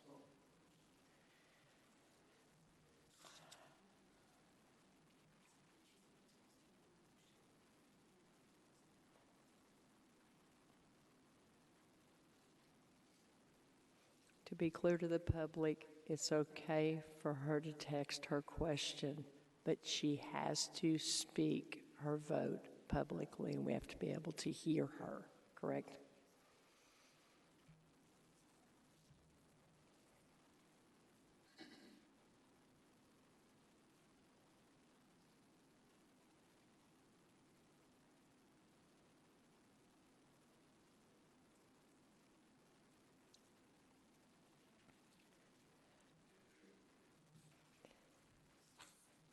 President Martinez says, "Thank you for the transparency and sharing that you will be reporting on these priorities at each meeting."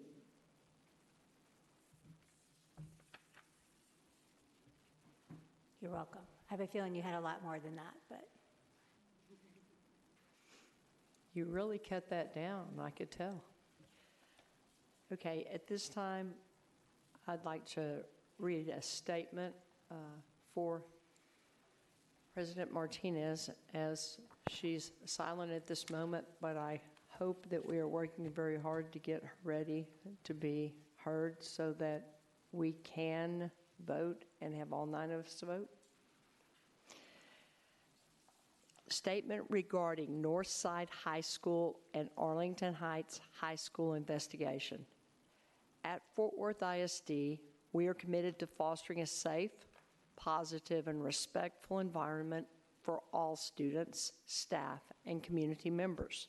We are appalled by the recent incident of racist and disrespectful behavior directed toward our Northside High School students during the September 13th, 2024 football game between Northside High School and Arlington Heights High School. Such actions are completely unacceptable and go against the core values of our district. We want to make it unequivocally clear that Fort Worth ISD will not tolerate any form of discrimination, harassment, or hate speech of any kind. For anyone found responsible for engaging in such behavior, there will be severe consequences, which may include suspension, expulsion, or other disciplinary measures. After the unacceptable behavior was reported, the district investigated. Guided by Fort Worth ISD policy FFH, the district's investigation of the incident ensured every student's right to be free from discrimination, harassment, and retaliation.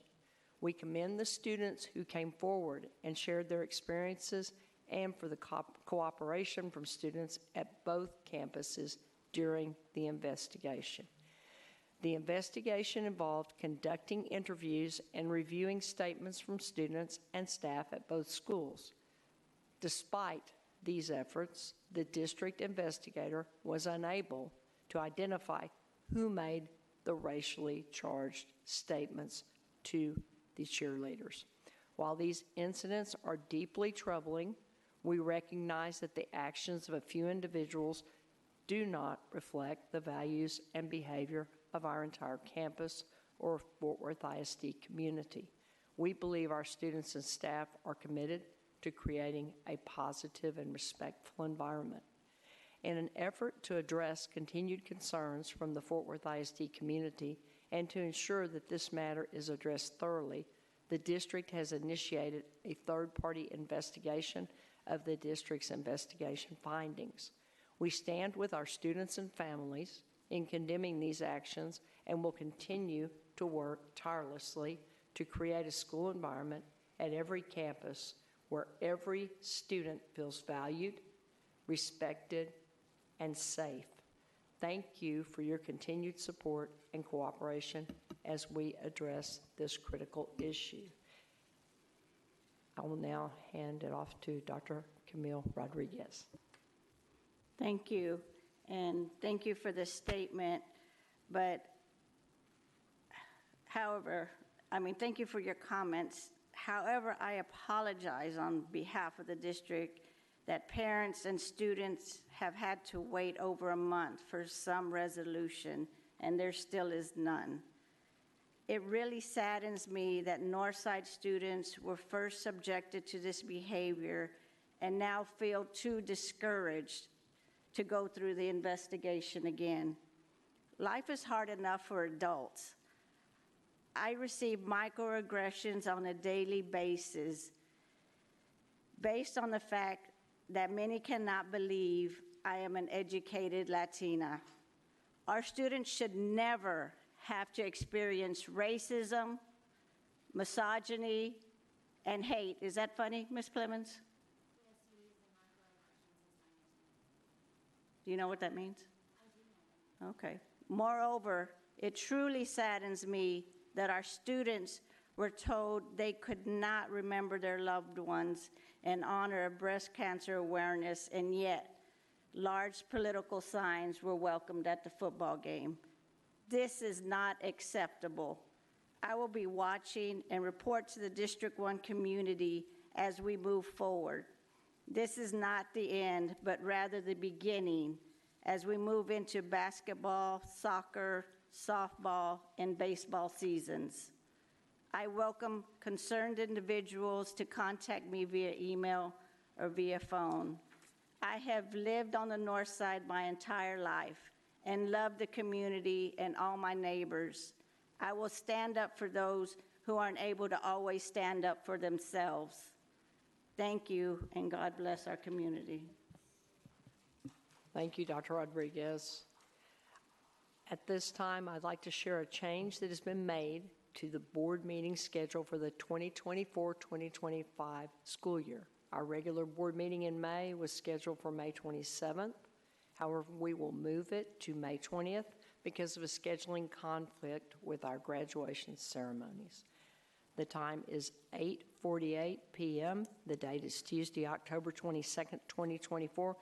This board will now recess and reconvene for executive session as authorized by Chapter 551 of the Texas Government Code under Sections 551, 071, 2, 4, and 6.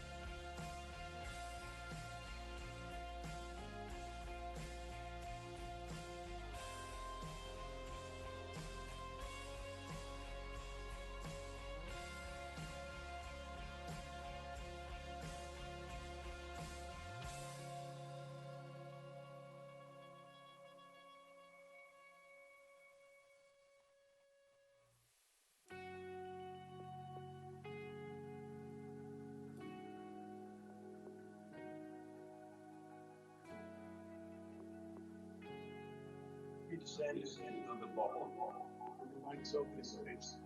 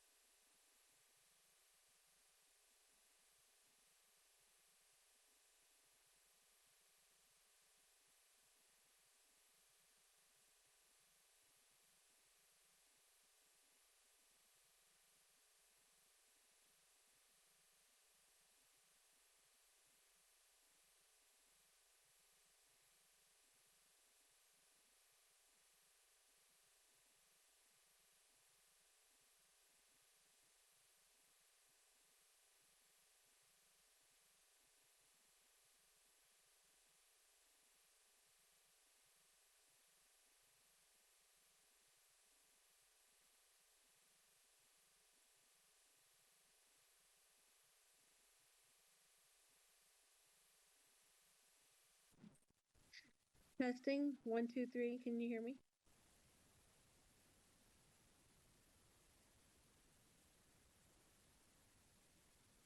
I do not hear anything. You can hear me?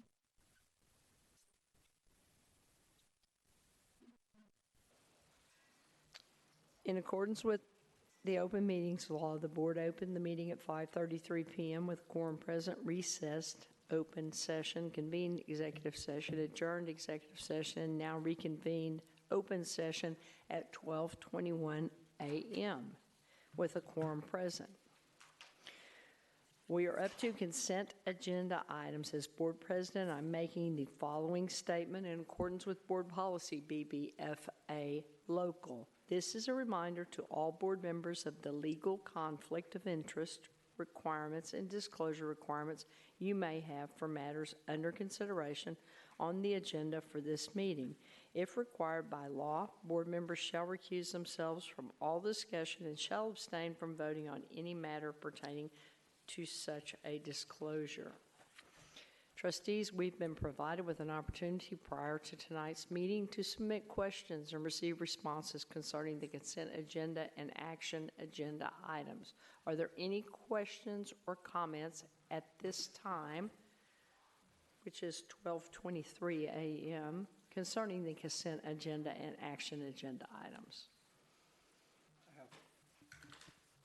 Trustee Luebanos? I have a question on item J, on the waiver, and I see the answer that was responded to Trustee Dar, and we mentioned the emerging bilingual program will help out with the class sizes. How many people do we have in that department that can help out in the classroom? Do we know? Thank you, Trustee Luebanos. Talking with the Emergent Bilingual Department, they have identified the staff. I don't know the exact number right here tonight, but I know that they have a regular protocol for assigning and for supporting campuses as they address some of these vacancies and overages. I don't have that exact number, but we can get that to you. Thank you. And then a few more items. QR and S in technology. What steps are we putting in place to avoid this from happening in future meetings where we have to come back and do and approve verifications? On your answer was like we were meeting, we needed a signature. Well, we knew those items are coming up. A couple of weeks ago, we had to approve an item for the convocation. We knew that item was coming up. So what steps are we taking in place as the district to avoid this from happening in the future items? Yeah, we are looking at our processes to make sure that we make changes to ensure that there's no ratification. But a couple of things that we as a technology team are looking is into the contracts to make sure that our vendors are accountable. So we'll deep diving into each and every contract in our previous vendors to ensure that they can support in the best possible fashion. So whenever we look at contracts, when two legal teams meet, there are unfortunate delays, but that doesn't give us any excuses for the ratification. We are looking at the process to make sure that this doesn't happen. Thank you. Yep. Trustee Dar. Thank you. I'm on the same item about the waivers, and I'm not opposing this item because I know that this is required for us to stay within compliance of the law, and it is not my intent to cause the district to be out of compliance. However, that being said, I was very glad to hear Dr. Molinar's response regarding the direct intervention that the district provided for Clifford Davis. And I would like to see that model replicated on other campuses. So I think that it's important to note that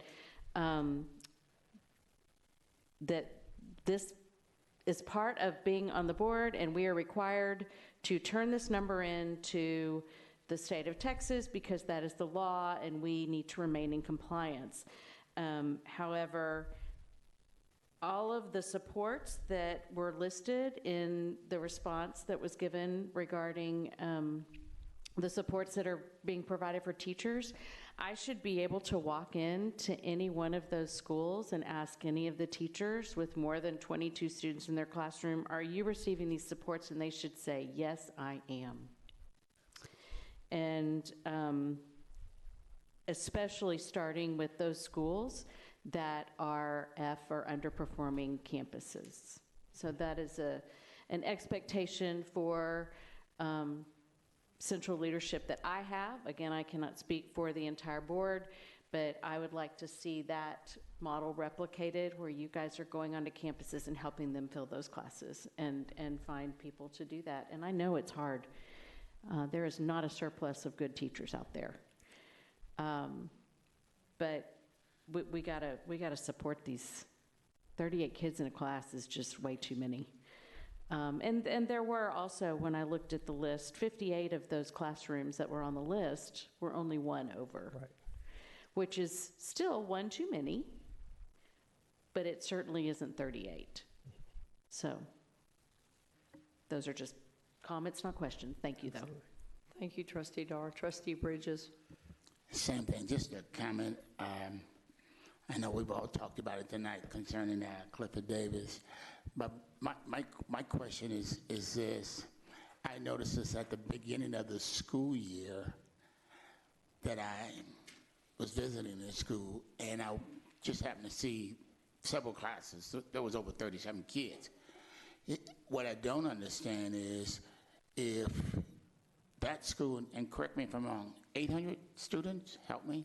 So as of today, 871, which is part of the issue, absolutely. Okay, and I get that. But knowing that as we go into the school year, that I would think that that would be a priority, especially with the needs that we have at that campus. And this was in September. Mm-hmm. That's, again, I know we're all having challenges in terms of providing staff, but I would think that because of the challenges it had, and what was said to me, because I even asked a question as to why we were shorthanded, and the response was because many of the parents weren't registering. But you do the math, at 750 students, you got to have X amount of students. So I'm glad that we are focusing on that now, but it really, really concerned me. Thank you. So, Trustee Bridges, our projections for Clifford Davis, I think it was around 623, I want to say. 689. I'm sorry. 689. 689 during the summer. We have a wonderful partner in Catholic Charities. There was definitely a lot more of our families that ended up settling around Clifford Davis, O.D. Wyatt, as well as Forest Oak, because we saw the influx with our land school, Forest Oak, with the language centers that are now going to William James for this year.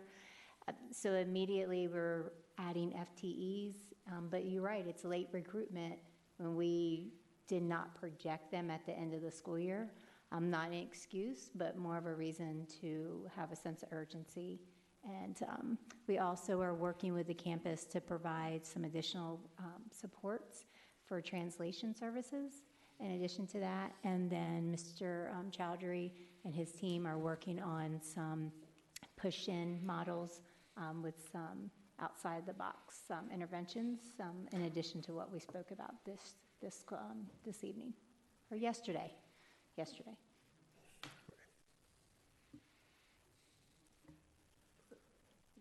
Thank you, Trustee Bridges and Dr. Molinar. Dr. Ryan? Well, I wanted to pull consent agenda item C and put it on the action agenda. And then had a question about M.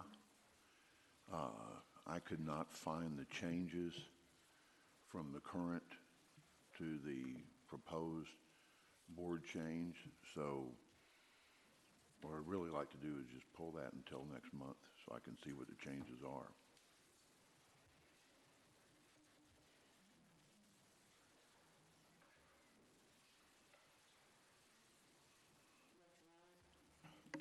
Dr. Ryan's asking to pull M, so we'll pull that and move that to next month. Council, is that correct? Okay, and you want to move C to action, and then did you want to move anything else? No, ma'am. Okay. So no, because we had C, J, and M, but we don't want to do that anymore? They've given some great explanations on M. Okay. What about J, sir? Sorry, on J, not M, on J. The Okay, class you're size okay with limits, J? yeah. Okay, thank you, sir. Okay, at this time, do I have a motion for consent? Oh, sir? J is staying on consent? Yes, thank you for clarification. Do I have a motion from the left or right? Thank you, Trustee Phillips. Do I have a second? Second, Trustee Luabenos. Please move to voting for consent agenda minus C. And the motion passes. Trustee Martinez. President Yes. Martinez. President Martinez is a yes, so that would be a 9-0 or unanimous. Yes, I heard her say yes. Moving on.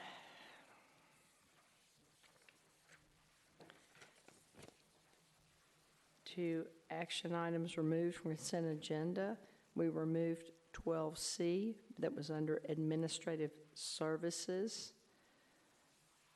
Approve pre-K hub partner. Dr. Ryan removed that. Do I have a motion? Moved by Trustee Dar. Do I have a second? I'll take the second. Any discussion? Please move to voting.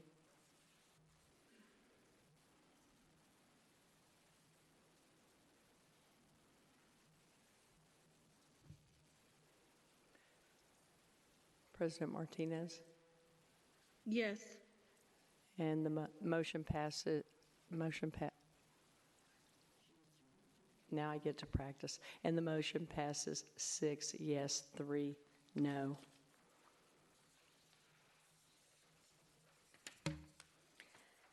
Next item is 13B, personnel. Executive Director of Employee Standards and Compliance. Do I have a motion? Trustee Bridges. Trustee Phillips, will you take the second? Thank you. The motion was moved by Trustee Bridges, seconded by Trustee Phillips. Do we have any discussion? Trustee Molinar? Dr. Molinar, is it what time now? 12:33, obviously past my bedtime. Superintendent Molinar. Would you like to? I'll wait to vote. I'll wait until after vote. Okay, yes, let's vote. Please move to voting. I do know that we have a motion and a second on the floor.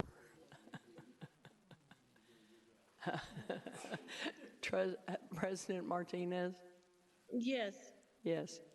Motion passes unanimously. Thank you, Dr. Molinar. Thank you, Trustee Jackson.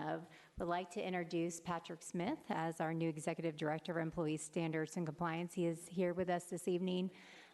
Mr. Smith is returning to our district, and super excited to have him join the team. So, and thank you for waiting and being here this evening with us. Appreciate it. Next item, 2, Executive Director of Area 1 Middle Schools. Do I have a motion? Trustee Ryan, with a second from Trustee Bridges. Do we have any discussion? Seeing and hearing none. Dr. Molinar? Kelly? Oh, yeah, we got to vote. Excuse me. May we vote? Since half of us already have. Yes. President Martinez. Yes. And the motion passes unanimously. Who would like to introduce the Executive Director of Area 1 Middle Schools? I would. We want to welcome Keisha McDonald, who is our Executive Director of Area 1 Middle Schools. We'll be working under our Area Superintendent of Dr. Charlie Garcia. Can't wait for her to join our team and really help our middle schools and see our student achievement and growth surpass. Thank you. And council, will we need 13C or 13D or 13E? No, ma'am, you're going to 13G. Thank you, that's what I thought. 13G, approval of designation of alternate member to the Board Audit Committee from approved appointments. Do I have a motion? So move. So this requires that the name be given. The board has to give the name of the alternate and take action on that.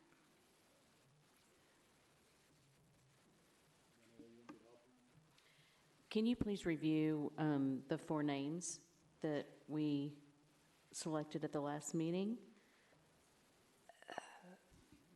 The chair is Trustee Jackson, who was voted on electronically. So the chair hasn't been chosen? Well, Trustee it was, Jackson? we were told that we could select that electronically. So the Among 4 those members. names at the last board meeting were Trustee Ryan, Trustee Yes. Phillips, Trustee Jackson, and Trustee Luevanos. Okay. We need, by policy, the board is required to take action to name an alternate member and to have 3 trustees on the committee. Then from those 3, there is a chair chosen. So if an alternate could be named by the board first, then.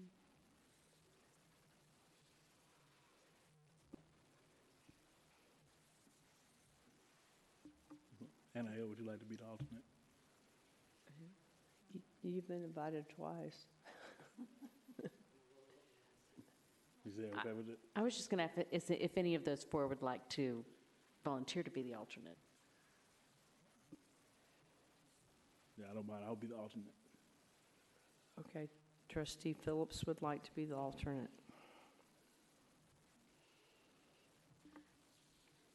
May I ask a clarifying question? As the alternate, does that person attend all the meetings, just not have a vote? The policy only says that the board names an alternate. So it doesn't appear that the alternate would be an active member of the committee, but only step in should one of the trustees no longer be available to be on the committee or Okay. choose to get off the committee.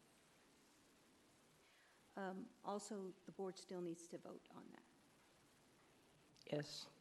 Do I have a motion for Trustee Phillips to be the alternate to the Audit Committee? Trustee Bridges, do I have a second? Trustee Ryan? Any discussion further than what we've had? Please move to voting.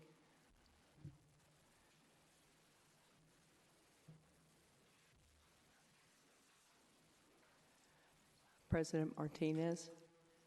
Yes. Thank you. And the vote is unanimous. Trustee Phillips, you are now the alternate of the Audit Committee. Thank you. 13H, appoint School Health Advisory Council members. Trustee Dar, do I have a motion?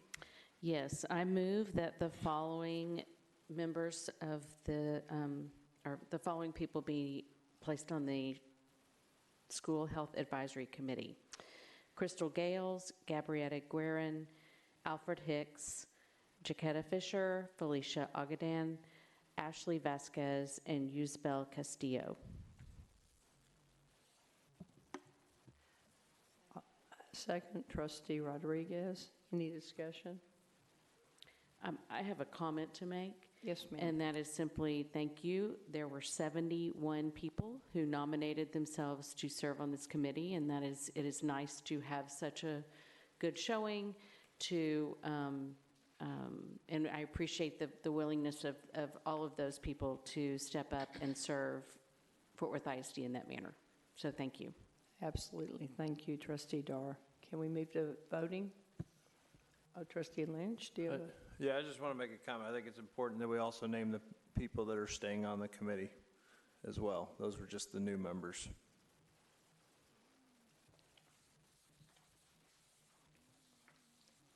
Who happens to have that list?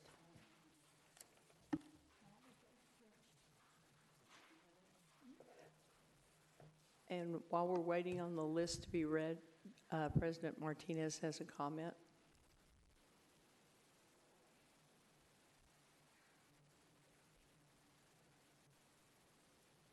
No, I don't have, No have a comment? comment. Thank you. Okay. But I do have the list. Oh, okay. You do and Dar does. This is great. We'll let go Dar ahead, do Dar. it You in can case read we it. have audio difficulties. In addition to the 7 names that I just read, the following members are currently on the committee and will continue to serve: Robin Hall, Charlotte Hogg, Stephanie Dwight, Megan Fahey, Lori George, Adam King, Catherine Pompa, Lynetta Wilson, Rona Becerra, Hilda Kalunga, Lynn McGuff, Chris Moore, Sarah Perez, and Vernon Elisher. Would you like me to read the 7 nominees again? If We you need would that. like to. Crystal Gales, Gabrietta Guerin, Alfred Hicks, Jaquetta Fisher, Felicia Ogadan, Ashley Vasquez, Yusbel Castillo. Thank you, Trustee Dar. And are there any other comments? Let's move to voting, as half of us already have.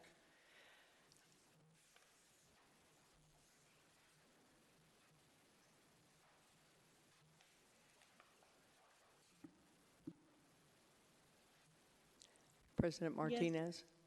Yes. Thank you. And the vote is 8 yes and 1 abstain. Moving on to 13I, approved purchase of insurance for student MacBook devices. Do I have a motion? Thank you, Trustee Phillips. I'll take the second. Any discussion? Seeing and hearing no discussion, let's move to voting, please.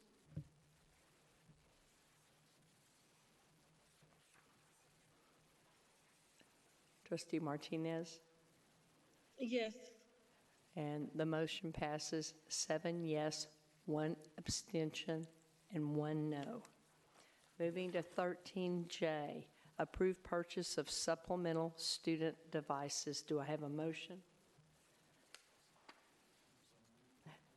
Thank you, Trustee Phillips, for the motion. I'll take the second. Any discussion? Yes, Seeing ma'am. and hearing, yes. I've got a couple of questions. It's kind of like the Chromebooks are just about like pencils in elementary school. We break them, we lose them, we tear them up. At one time, we had enough for every kid in the school. When we went home for COVID, the teachers did an incredible job, administrators did an incredible job getting everybody devices, and now we need another 6,500. Or do we have some of them that are broken or that need to be repaired, that can be, that we just haven't been able to get repaired yet? That's correct, right? Like the previous one, like where we are purchasing insurance. So when we purchased MacBooks, there were like 2 parts. The first part, 27,000 devices, that we never purchased AppleCare and we never purchased insurance. So those devices are broken, and the insurance that we are purchasing is going to be fixing those devices. The 6,500 devices are basically supplemental devices that we are going to be purchasing in case if there are any campus where there are broken devices. While the devices are getting fixed, we can provide them with Chromebooks. Would we be better off in elementary and middle school having classroom sets, and then some, if they had to check them out to get stuff done in middle school, to do it that way so we're not spending another $1 million plus on Chromebooks? That's That's mostly an academic question. Like, I don't want to comment on that. Like, personally, we have implemented a one-to-one device. At least for this year, we're going to continue with that one-to-one device. Classroom sets is more like an academic question. Okay, thank you. Trustee Bridges? My memory goes back to when we voted on these devices. And I'll be honest, I was a bit skeptical because I just thought that was a high price ticket item. But one of the selling points was, and I know you weren't here, was that, by having these MacBooks, we're not going to have the problems that we had with the Chromebook. And from everything that I've heard from the schools, it's been worse. I'm just being honest. And we spent a pretty hefty penalty. We could have given every student in the whole district their own personal teacher. Maybe, not that far, but I'm being honest. So we spent a pretty good.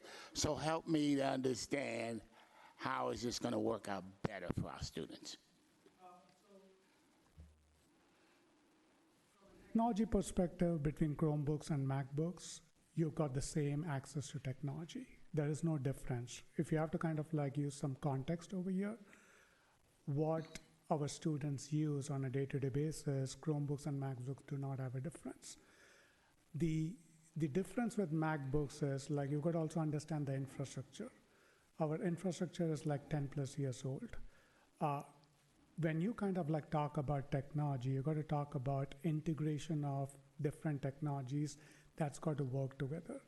When you're introducing MacBooks with the latest and greatest technology, and when you have like infrastructure which is like 10 plus years old, there are going to be challenges. Chromebooks is a known device that has worked. Even today, if you look at schools, we supplement Chromebooks. It's efficient. It's not that every student has got MacBooks. We have MacBooks and Chromebooks. If a student breaks a device, we supplement with a Chromebook. So it's an efficient process. It's a working process. We know it's a working model. So we are pretty confident that Chromebooks is going to be a working problem. So what happens, because that was one of the middle schools, I was talking to them, and most of their books, laptops were out. So what happens for the students when that happens? What do they do? Because most of the assignments, correct me, are on that. So what are we doing when that happens? If over half of the students don't have the devices.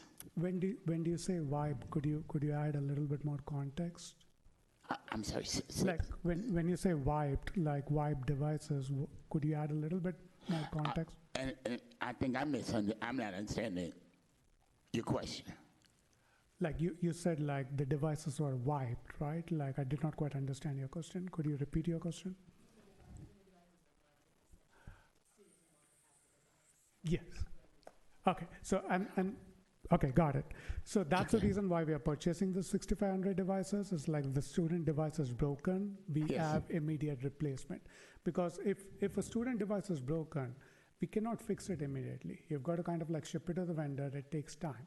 Sometimes, like if you have a backlogs, it takes probably a month. At that time, we need supplemental devices to provide to the students. That's the reason why we are purchasing the supplemental devices. And something you just said, this is my last question. Between the Chromebook and the MacBook, really not a whole lot of difference. Did I not hear you say that just a minute ago? Yeah. Okay, but we got the MacBooks because I was told us there was so much, and there was a pretty big difference in the price between the two of those. So now I'm hearing you say that there really isn't a whole lot difference.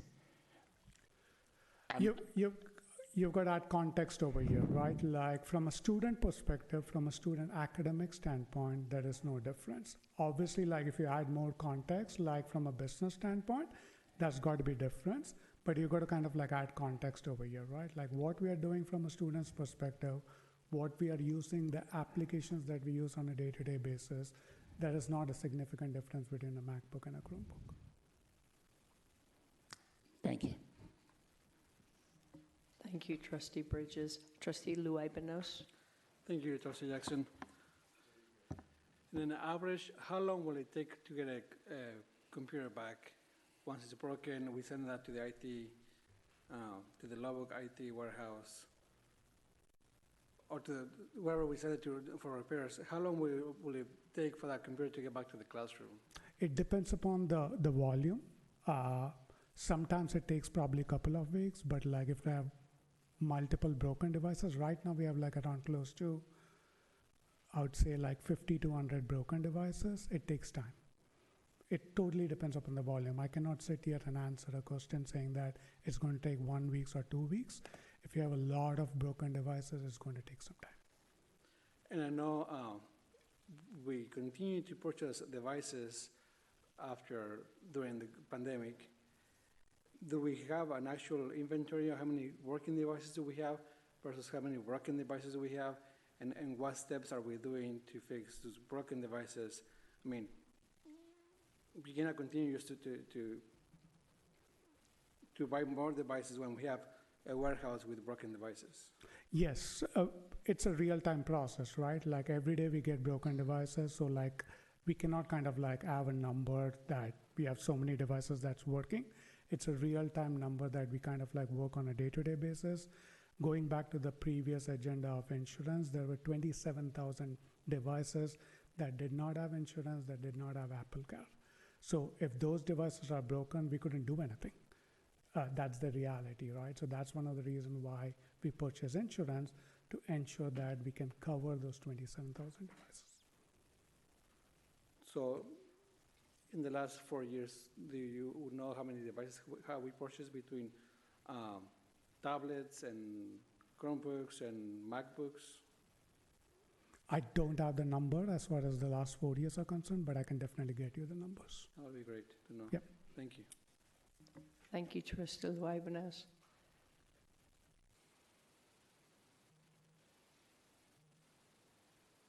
I have a very quick question. How often do you speak to teachers and the challenges that they have when their students do not have a device? To Trustee Ryan's point, if we had a classroom set and we had the charger there. I get emails from teachers every day. Do I speak to them like directly? Probably not. But I do kind of like get emails from teachers on a day-to-day basis, like in terms of like giving ideas in terms of like what we need to do from a technology standpoint. Well, I know that we knew this summer that we did not have enough devices, and I know that teachers received emails that they were to go through the chain, and we knew they didn't have devices. And it's hard to teach, and it's extremely hard to teach without a device. So we need to look at what other urban districts are doing, and I know you inherited this, but we've got to have a rapid fix, because every day we don't, our kids lose. Yeah. And I appreciate what you're doing, and again, I know that you inherited it. It's just, it's a source of frustration for all of us, and it's hard to go on a campus and look a teacher in the eye and say, I'll try to do better. Yes, and one of the things that we are kind of like changing going into the next device refresh is we kind of like build a 5-year strategy in terms of how we should be purchasing devices for our students. And as part of that particular strategy, we have developed a cross-functional team, which has got teachers, which has got individuals from learning and leading, and they should be kind of like making the decisions in terms of like what devices should be. But even before we talk about devices, we need to clearly understand what is our requirements. You solve your problem knowing what your problem area is. You do not pick a technology, you understand your requirements, you understand your problem area, and then you use technology to solve problems. So that's exactly what we are kind of like looking for this committee to kind of like solve this particular problem. And it's just not picking a device, right? The entire ecosystem around the devices. What's the process? What's the responsibility within technology? What's the responsibility at campus level? What's the responsibility of our students and parents? It's the entire ecosystem we've got to talk about. We just cannot kind of like talk about device, technology, deliver. It just doesn't work that way. Great. Thank you. And however this board can help you and support you, we will. But we've got to do the best for our kids. All right. Dr. Ryan? Just one question with this. Is the money for the Chromebooks coming out of the annual budget, or is it coming out of fund balance? TRE.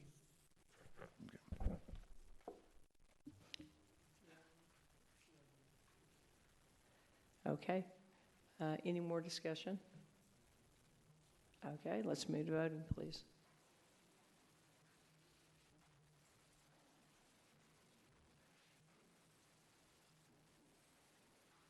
President Martinez? Yes. And that would be 7 yes, 1 abstain, and 1 no. And at this time, the time is, we have something else. It's not on my, 13K. Yes, it is. Thank you. 13K, there is a next item. Approve increase to previously approved architectural services, engineering services, and professional services amount for Forest Oaks 6th grade relocation project in conjunction with the 2021 capital improvement program. Do I have a motion? Yes. Moved by Trustee Ryan, seconded by Trustee Rodriguez. Any discussion? Let's move to voting.